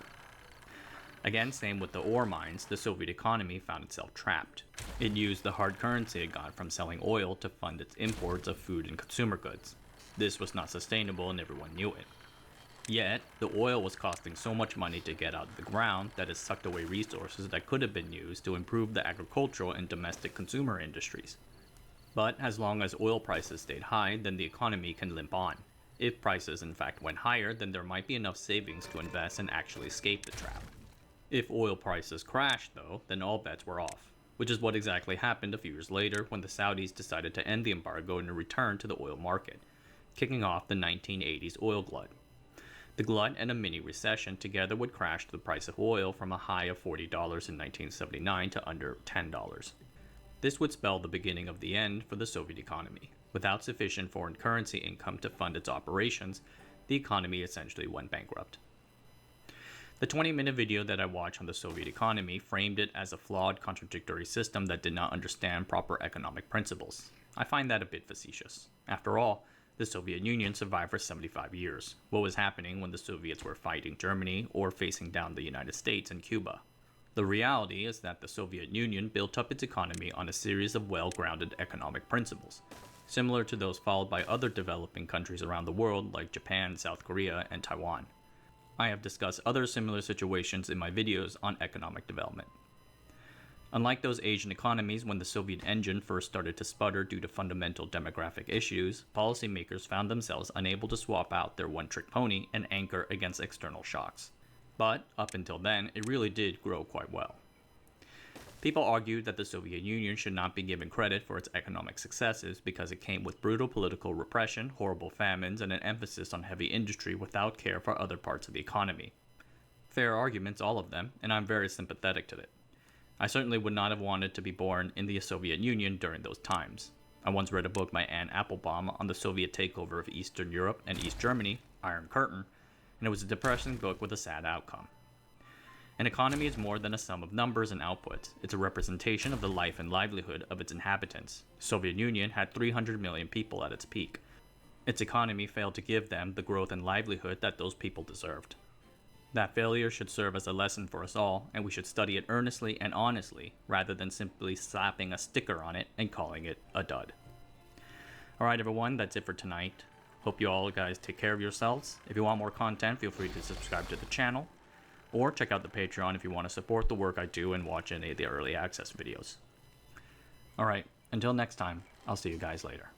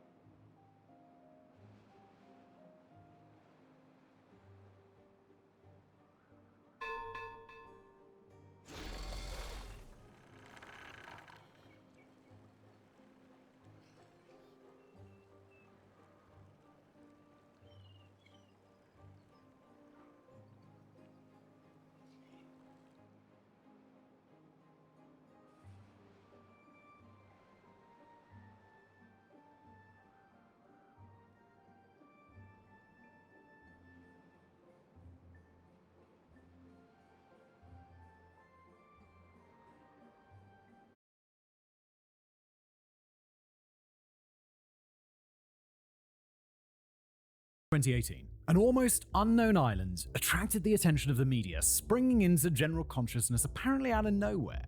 That's when news outlets widely reported the tragic story of an American missionary who had been killed by the native population of Sentinel Island, a remote islet in the Indian Ocean.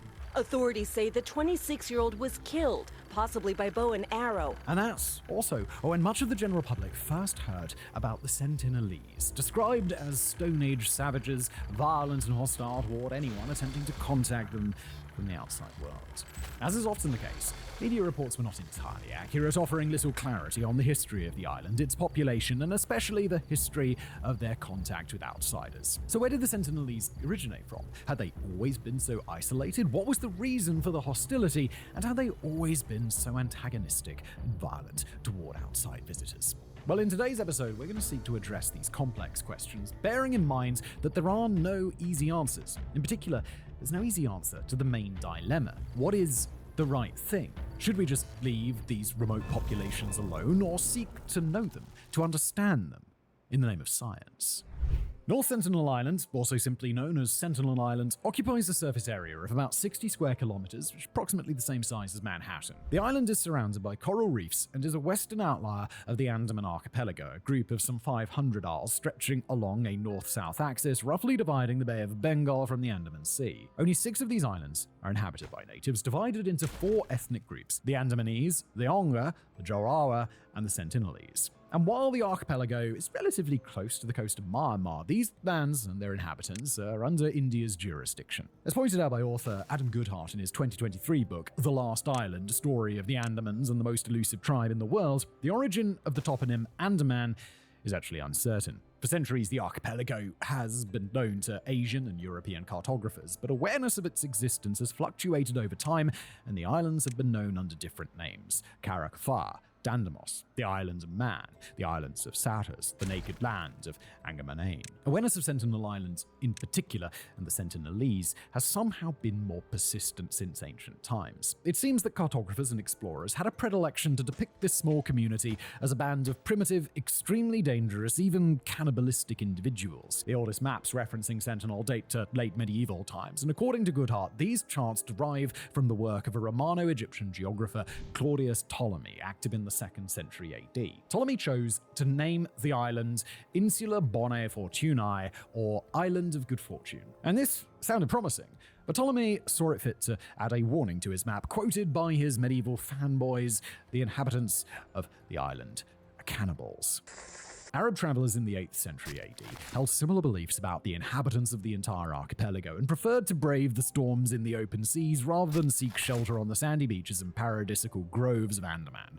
It's not known if these convictions were founded on truth. What is certain is that tales of flesh-eating natives may have been inspired by Venetian explorer Marco Polo, who never visited the archipelago, to describe the Andamese in 1296 as a most brutish and savage race, having heads, eyes, and teeth like those of dogs. They are very cruel and kill and eat every foreigner who they can lay their hands upon. For the first documented contact between the Sentinelese and the outside world, we have to wait until 1771. While sailing at night in the area, the East India Company vessel named the Diligent passed the island, sighting several lighted bonfires along its shore. The captain did not approach to investigate, but he did sketch the outline of the island and bestowed its current name, noting how it appeared as a sentinel guarding a broad strait. For a more eventful account, we must skip to 1867. At the end of the summer monsoon season, the Indian merchantman Nineveh was wrecked on the coral reefs surrounding North Sentinel. The crew of 20 sailors and their 86 passengers rowed to safety on the beach, but after 2 days of calm, they were attacked by the locals. As reported by the captain, the savages were perfectly naked, with short hair and red-painted noses, and were opening their mouth and making sounds like pa-on-o. Their arrows appeared to be tipped with iron. It's widely agreed that the Sentinelese have not mastered metallurgy to this day, but they may scavenge iron from flotsam washing up on their beaches. The captain had no time for such considerations, however, as he and the shipwrecked party fought back the locals with sticks and stones. At the time, the Andaman Archipelago was part of the British Empire, and Great Andaman Island had been converted into a penal colony in the 1850s. Hence, the waters were patrolled by the Royal Navy, and a rescue party was already on its way. The Nineveh crew and passengers were saved on time, and thus there were no recorded casualties of the encounter. On March the 18th, 1896, 3 convicts serving under the Colonial Forest Department on the island of Bajagada decided to bail out. They boarded a makeshift raft and drifted for some 20 nautical miles until they reached North Sentinel. 2 of them simply vanished, probably having drowned during the voyage. The body of the third convict was found on March the 30th on the southern edge of the island. He had been pierced by several spears and arrows, and his throat had been cut. The dead convict was found by local colonial administrator M.V. Portman during a visit to the island. According to the website of Survival International, the global movement for tribal people's rights, Mr. Portman led several expeditions to Sentinel to try and establish contact with the locals. He took care of bringing along inhabitants of Great Andaman and members of the Onga tribes in an effort to befriend the Sentinelese, but to no avail. In one particular expedition, Portman's party came across abandoned camps, but the natives were nowhere to be seen. They eventually found an elderly couple and a group of children who were forcibly taken to the regional capital of Port Blair on Great Andaman. The problem with completely isolated communities is that they are particularly vulnerable to the most common infectious diseases, as lack of exposure leads to lack of immune defenses. Predictably, the elderly couple soon fell ill and died in Port Blair. The children were taken back to Sentinel with a load of gifts, but Survival International points out that it's likely that the children would have passed on their diseases and the results would have been devastating. Intergenerational trauma from this experience may account for the Sentinelese's continued hostility and rejection of outsiders. It appears that after this event, the Sentinelese adopted a policy of avoidance and retraction, making themselves scarce rather than seeking confrontation when someone visited the islands. On their side, the British administration decided to leave them alone. After all, the tiny patch of land held no strategic or commercial importance and was protected by a ring of submerged reefs, which made navigation impractical. After India gained independence in 1947, the country took over Britain in the administration of the Andaman Archipelago, as well as the Nicobar Islands to its south. In 1956, the Indian government issued the Andaman and Nicobar Protection of Aboriginal Tribes Regulation, under which North Sentinel was declared as a tribal reserve. The intention of this piece of legislation was to prevent potential violent incidents involving the locals. Most of all, it was intended to protect the Sentinelese from exposure to infectious diseases carried by unauthorized visitors. In the spring of 1974, Sentinel was visited by an authorized party consisting of anthropologists, police officers, a National Geographic photographer, and a film crew shooting the documentary Man in Search of Man. The anthropologists' plan was to gain the natives' trust with friendly gestures and plenty of gifts. As the expedition approached on a motorized dinghy, their friendly gestures did not sit well with the Sentinelese, who responded with a volley of arrows. The boat made a landing out of reach of the Sentinelese defense force, and the policemen quickly disembarked to lay down their gifts: coconuts, a miniature car, a live pig, a doll, and some aluminium pots. Again, the reaction was not the most positive one. The Sentinelese fired more arrows, wounding the documentary director in the leg. They then speared the pig, mutilated the doll, and buried both gifts in the sand. The cookware and coconuts, however, appear to have been well received. The following year, an amateur anthropologist of renown was escorted by local dignitaries for a boat tour around North Sentinel. Wary of arrows fired in their direction, the officials kept at a safe distance from the beach, although a Sentinelese did aim his bow at the guest of honor. The adventure deeply amused the amateur scholar. His name, by the way, was Leopold, formerly known as Leopold III, the exiled king of Belgium. The Sentinelese would have another close encounter with the outside world in 1981. On the night of August 2nd, the Primrose, a 16,000-ton freighter registered in Panama, was sailing in the Bay of Bengal, transporting chicken feed to Australia. Shortly before midnight, a powerful storm made it run aground on one of the reefs surrounding North Sentinel. Luckily, none of the 31 crewmen was hurt in the shipwreck. But after spending 2 days stuck on the Primrose, the sailors on lookout spotted a group of dark, small, yet athletic men observing them with menacing intent from the nearby beach. Thousands of miles away, in the offices of the Regent Shipping Company in Hong Kong, a radio operator received a distress call from the Primrose. The ship's captain, Liu Chunglung, was asking for an urgent airdrop of firearms for his crew as they prepared to defend themselves against, quote, wild men, estimate more than 50, carrying various homemade weapons. They were apparently preparing wooden boats to attack the Primrose. Worrying they will board us at sunset. All crew members' lives not guaranteed. Apparently, news of an impending battle was not taken seriously in Hong Kong. A local official commented that the Primrose captain had, quote, gone bananas. The local press speculated that Captain Liu was about to face a band of cannibals. The Indian Navy displayed a more level-headed approach. They issued a press release dispelling the unfounded myth that the Sentinelese were cannibals, and then they dispatched a tugboat and a helicopter to rescue the crew of the Primrose. While waiting for the rescue party, Captain Liu and his sailors had armed themselves with axes, pipes, and flare guns. But luckily, the bad weather prevented the Sentinelese from approaching the wrecked ship, and no blood was shed on either side. Well, not in August 1981 at least. The details are pretty nebulous, but according to Survival International, the presence of the Primrose attracted the attention of several wreckage salvagers who visited the island in the late 1980s and early 1990s. Many of them carried guns and ended up killing an unspecified number of Sentinelese. According to another version of events reported by the Economic Times, the wreckage salvagers were actually authorized scrap metal dealers contracted by the Indian government to dismantle the wreck of the Primrose. Apparently, the contractors and the Sentinelese bonded over a gift of bananas,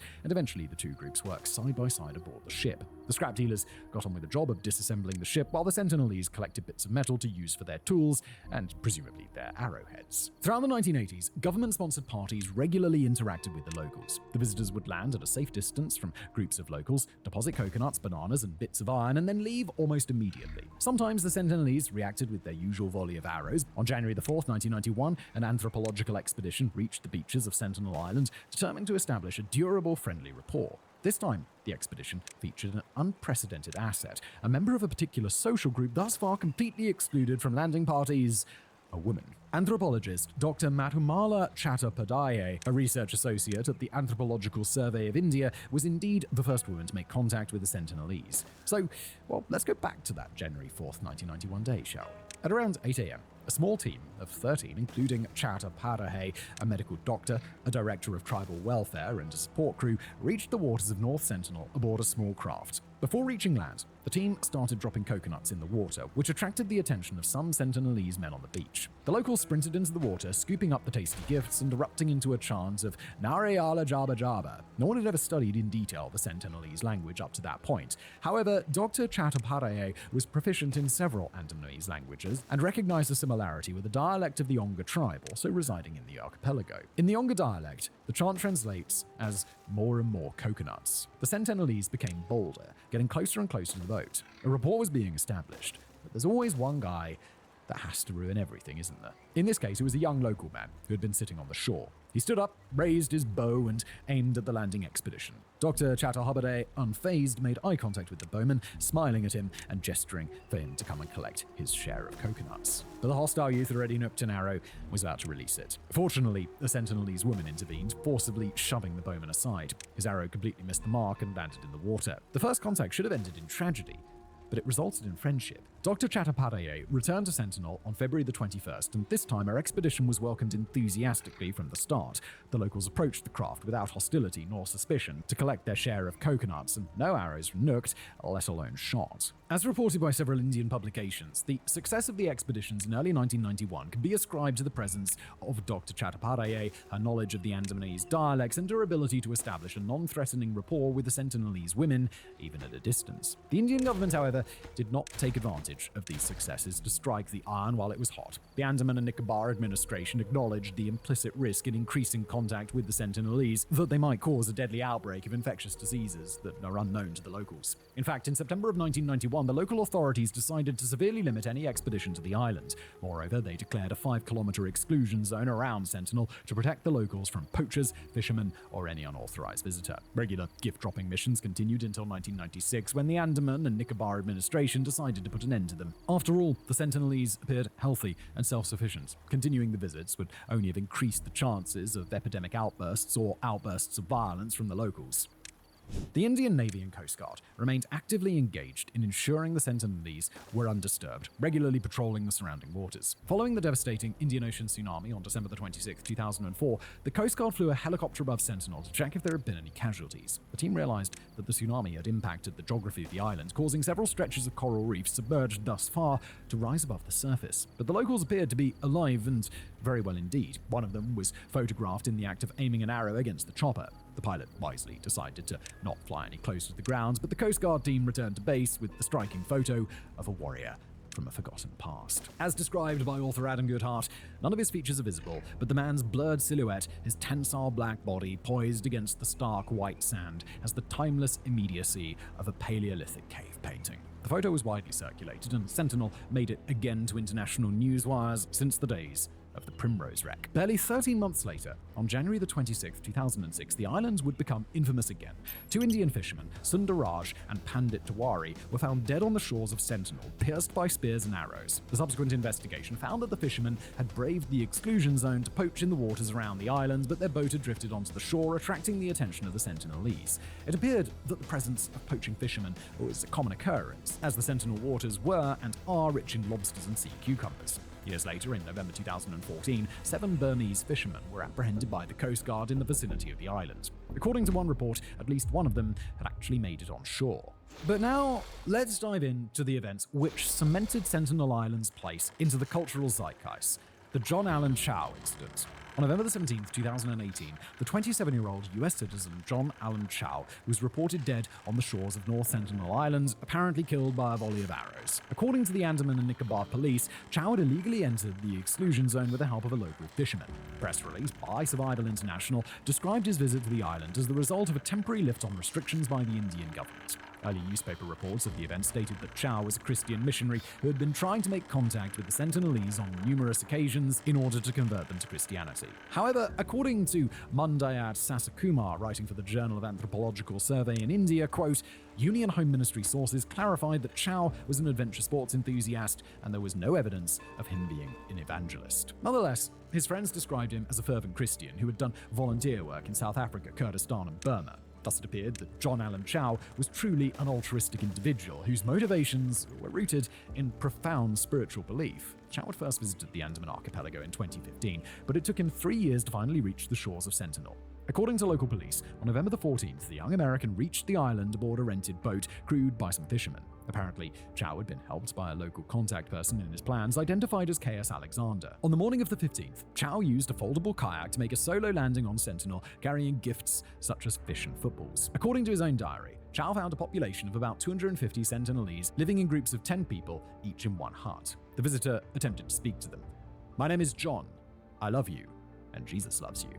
The first encounter did not go well. John noted in his diary that, quote, "A kid probably about 10 or so years old shot me with an arrow directly into my Bible, which I was holding at my chest." On the morning of the 16th, Chow swam back to the rented boat close to shore where the fishermen were waiting for him. Apparently he had been injured by arrows, but he refused to return home. He entrusted his diary to the fishermen, collected some fresh supplies, and then returned to Sentinel. The following morning, the fishermen observed the locals burying a body under the sand. The fishermen then alerted Chow's local contact, K.S. Alexander, who then alerted the victim's friends in the United States. News finally reached the American embassy in Delhi and local authorities. The police quickly found out that John Allen Chow had not secured the necessary permits to visit North Sentinel and opened 2 inquiries, one for murder against unknown perpetrators on Sentinel and another against those who had helped John in his expedition. Eventually, the Andaman Nicobar police decided not to prosecute the natives in line with the Indian government's official hands-off, eyes-on policy. According to this approach, the government decided to maintain a vigilant eye on Sentinel to protect the locals from the outside world and vice versa. But at the same time, government contact and interference should be kept to a minimum. For the same reason, the police decided not to retrieve John's body, an epidemic outbreak being the main concern. As for John's family, they expressed the wish that all involved in the case be released. Quoting them, "We also ask for the release of those friends he had in Andaman Islands. He ventured out of his own free will, and his local contacts need not be persecuted for his own actions." As for the murderers of their son, the Chows wished to forgive them. Following the killing of John Allen Chow, the Indian government made all visits to North Sentinel strictly illegal, reinforcing Coast Guard patrols around the exclusion zone. Outsiders, less than ever before, are no longer welcome. So what do we know about the Sentinelese?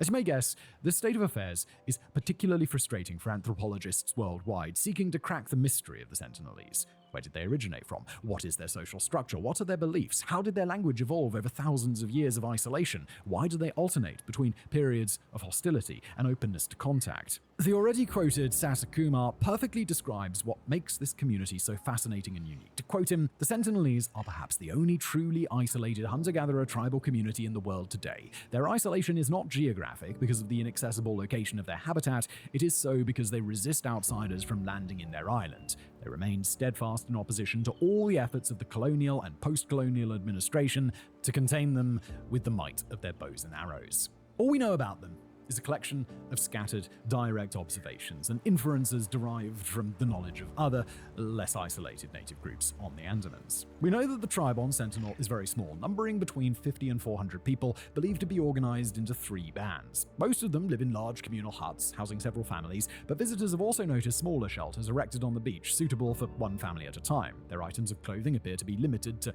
fiber strings tied around their waists, necks, and heads. Observers constantly describe them as extremely fit and healthy, as you would expect from someone who lives in close contact with nature, but their small numbers could be completely wiped out by the most banal of infectious diseases such as the seasonal flu or the common cold, as observed in other tribes of the archipelago. According to Survival International's director Steph Corey, speaking in November 2014, the great Andamanese tribes of India's Andaman Islands were decimated by disease when the British colonized the islands in the 1800s. The most recent to be pushed into extinction was the Bow tribe, whose last member died only 4 years ago. The only way the Andamanese authorities can prevent the annihilation of another tribe is to ensure North Sentinel Island is protected from outsiders.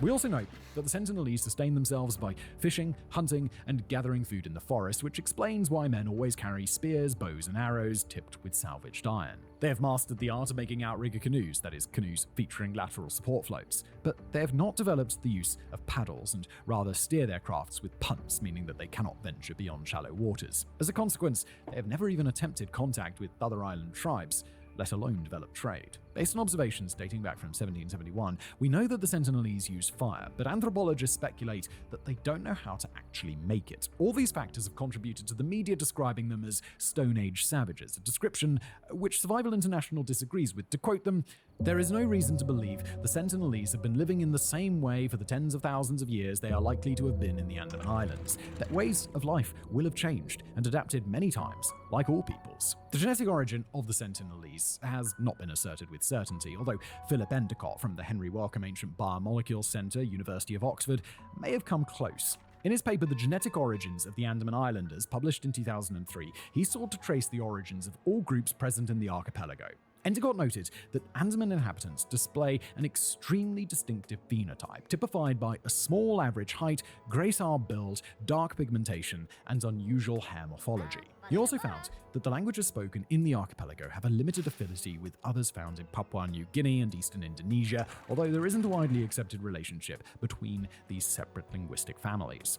Endicott also reviewed the Andaman population's epigenetic data, that is, the impact of behaviors and environmental factors on how genes work. Based on this, he theorized that the Andamanese tribes, including the Sentinelese, originated from either 2 colonization events or a, quote, single founding population that has been subdivided for an extended length of time. In other words, the archipelago was either colonized on 2 separate occasions by 2 separate ethnic groups or a single group who landed over a long time period. These original settlers probably may have traveled from Indonesia, Oceania, or Melanesia, but based on an analysis of 2 specific haplotypes or genetic determinants, Endicott ventures modern-day Bengal and other areas in the Indian subcontinent as possible places of origin. In any case, the colonization event happened thousands of years ago, with the oldest possible date being about 39,500 years ago. And finally, we come to the language. As mentioned earlier, Dr. Chattopadhyay was able to establish a link between the Sentinelese and the Onga dialects. The reality is that no one can really understand or categorize their language, and linguists agree that the Sentinelese would have to be considered unclassified. The closest speculation that can be made is that it's a combination of the Onga and Jawawa dialects, based on the process of stringing together linguistic units which refer to a meaning rather than individual sounds. As is the case with other aspects of this mysterious community, also their speech appears unique, and linguists agree that it should be placed on its own branch of the language tree. The history of relationships between North Sentinel Islands and the outer world is a story of frustrated knowledge, misunderstanding, and violence, interspersed with glimmers of hope and friendship. This takes us to the final dilemma. Considering that the future may offer a similar outcome, what stance should the Indian government and the scientific community take towards the Sentinelese? Should the modern world seek to establish a permanent presence on the island to study a secluded population which may provide us valuable information on our own remote past, and maybe extend over them the long arm of our laws, bringing to justice those who killed the rare visitors? Or should we perpetrate the current hands-off policy and maintain the island as a tribal reservation? In other words, maintain a status quo designed to protect the last uncontaminated vestiges of a tribal way of life and to protect intruders from iron-tipped arrows. Brighter minds than ours have not found an answer to this conundrum, but as usual, we'd like to hear your opinion in the comments. And thanks for watching.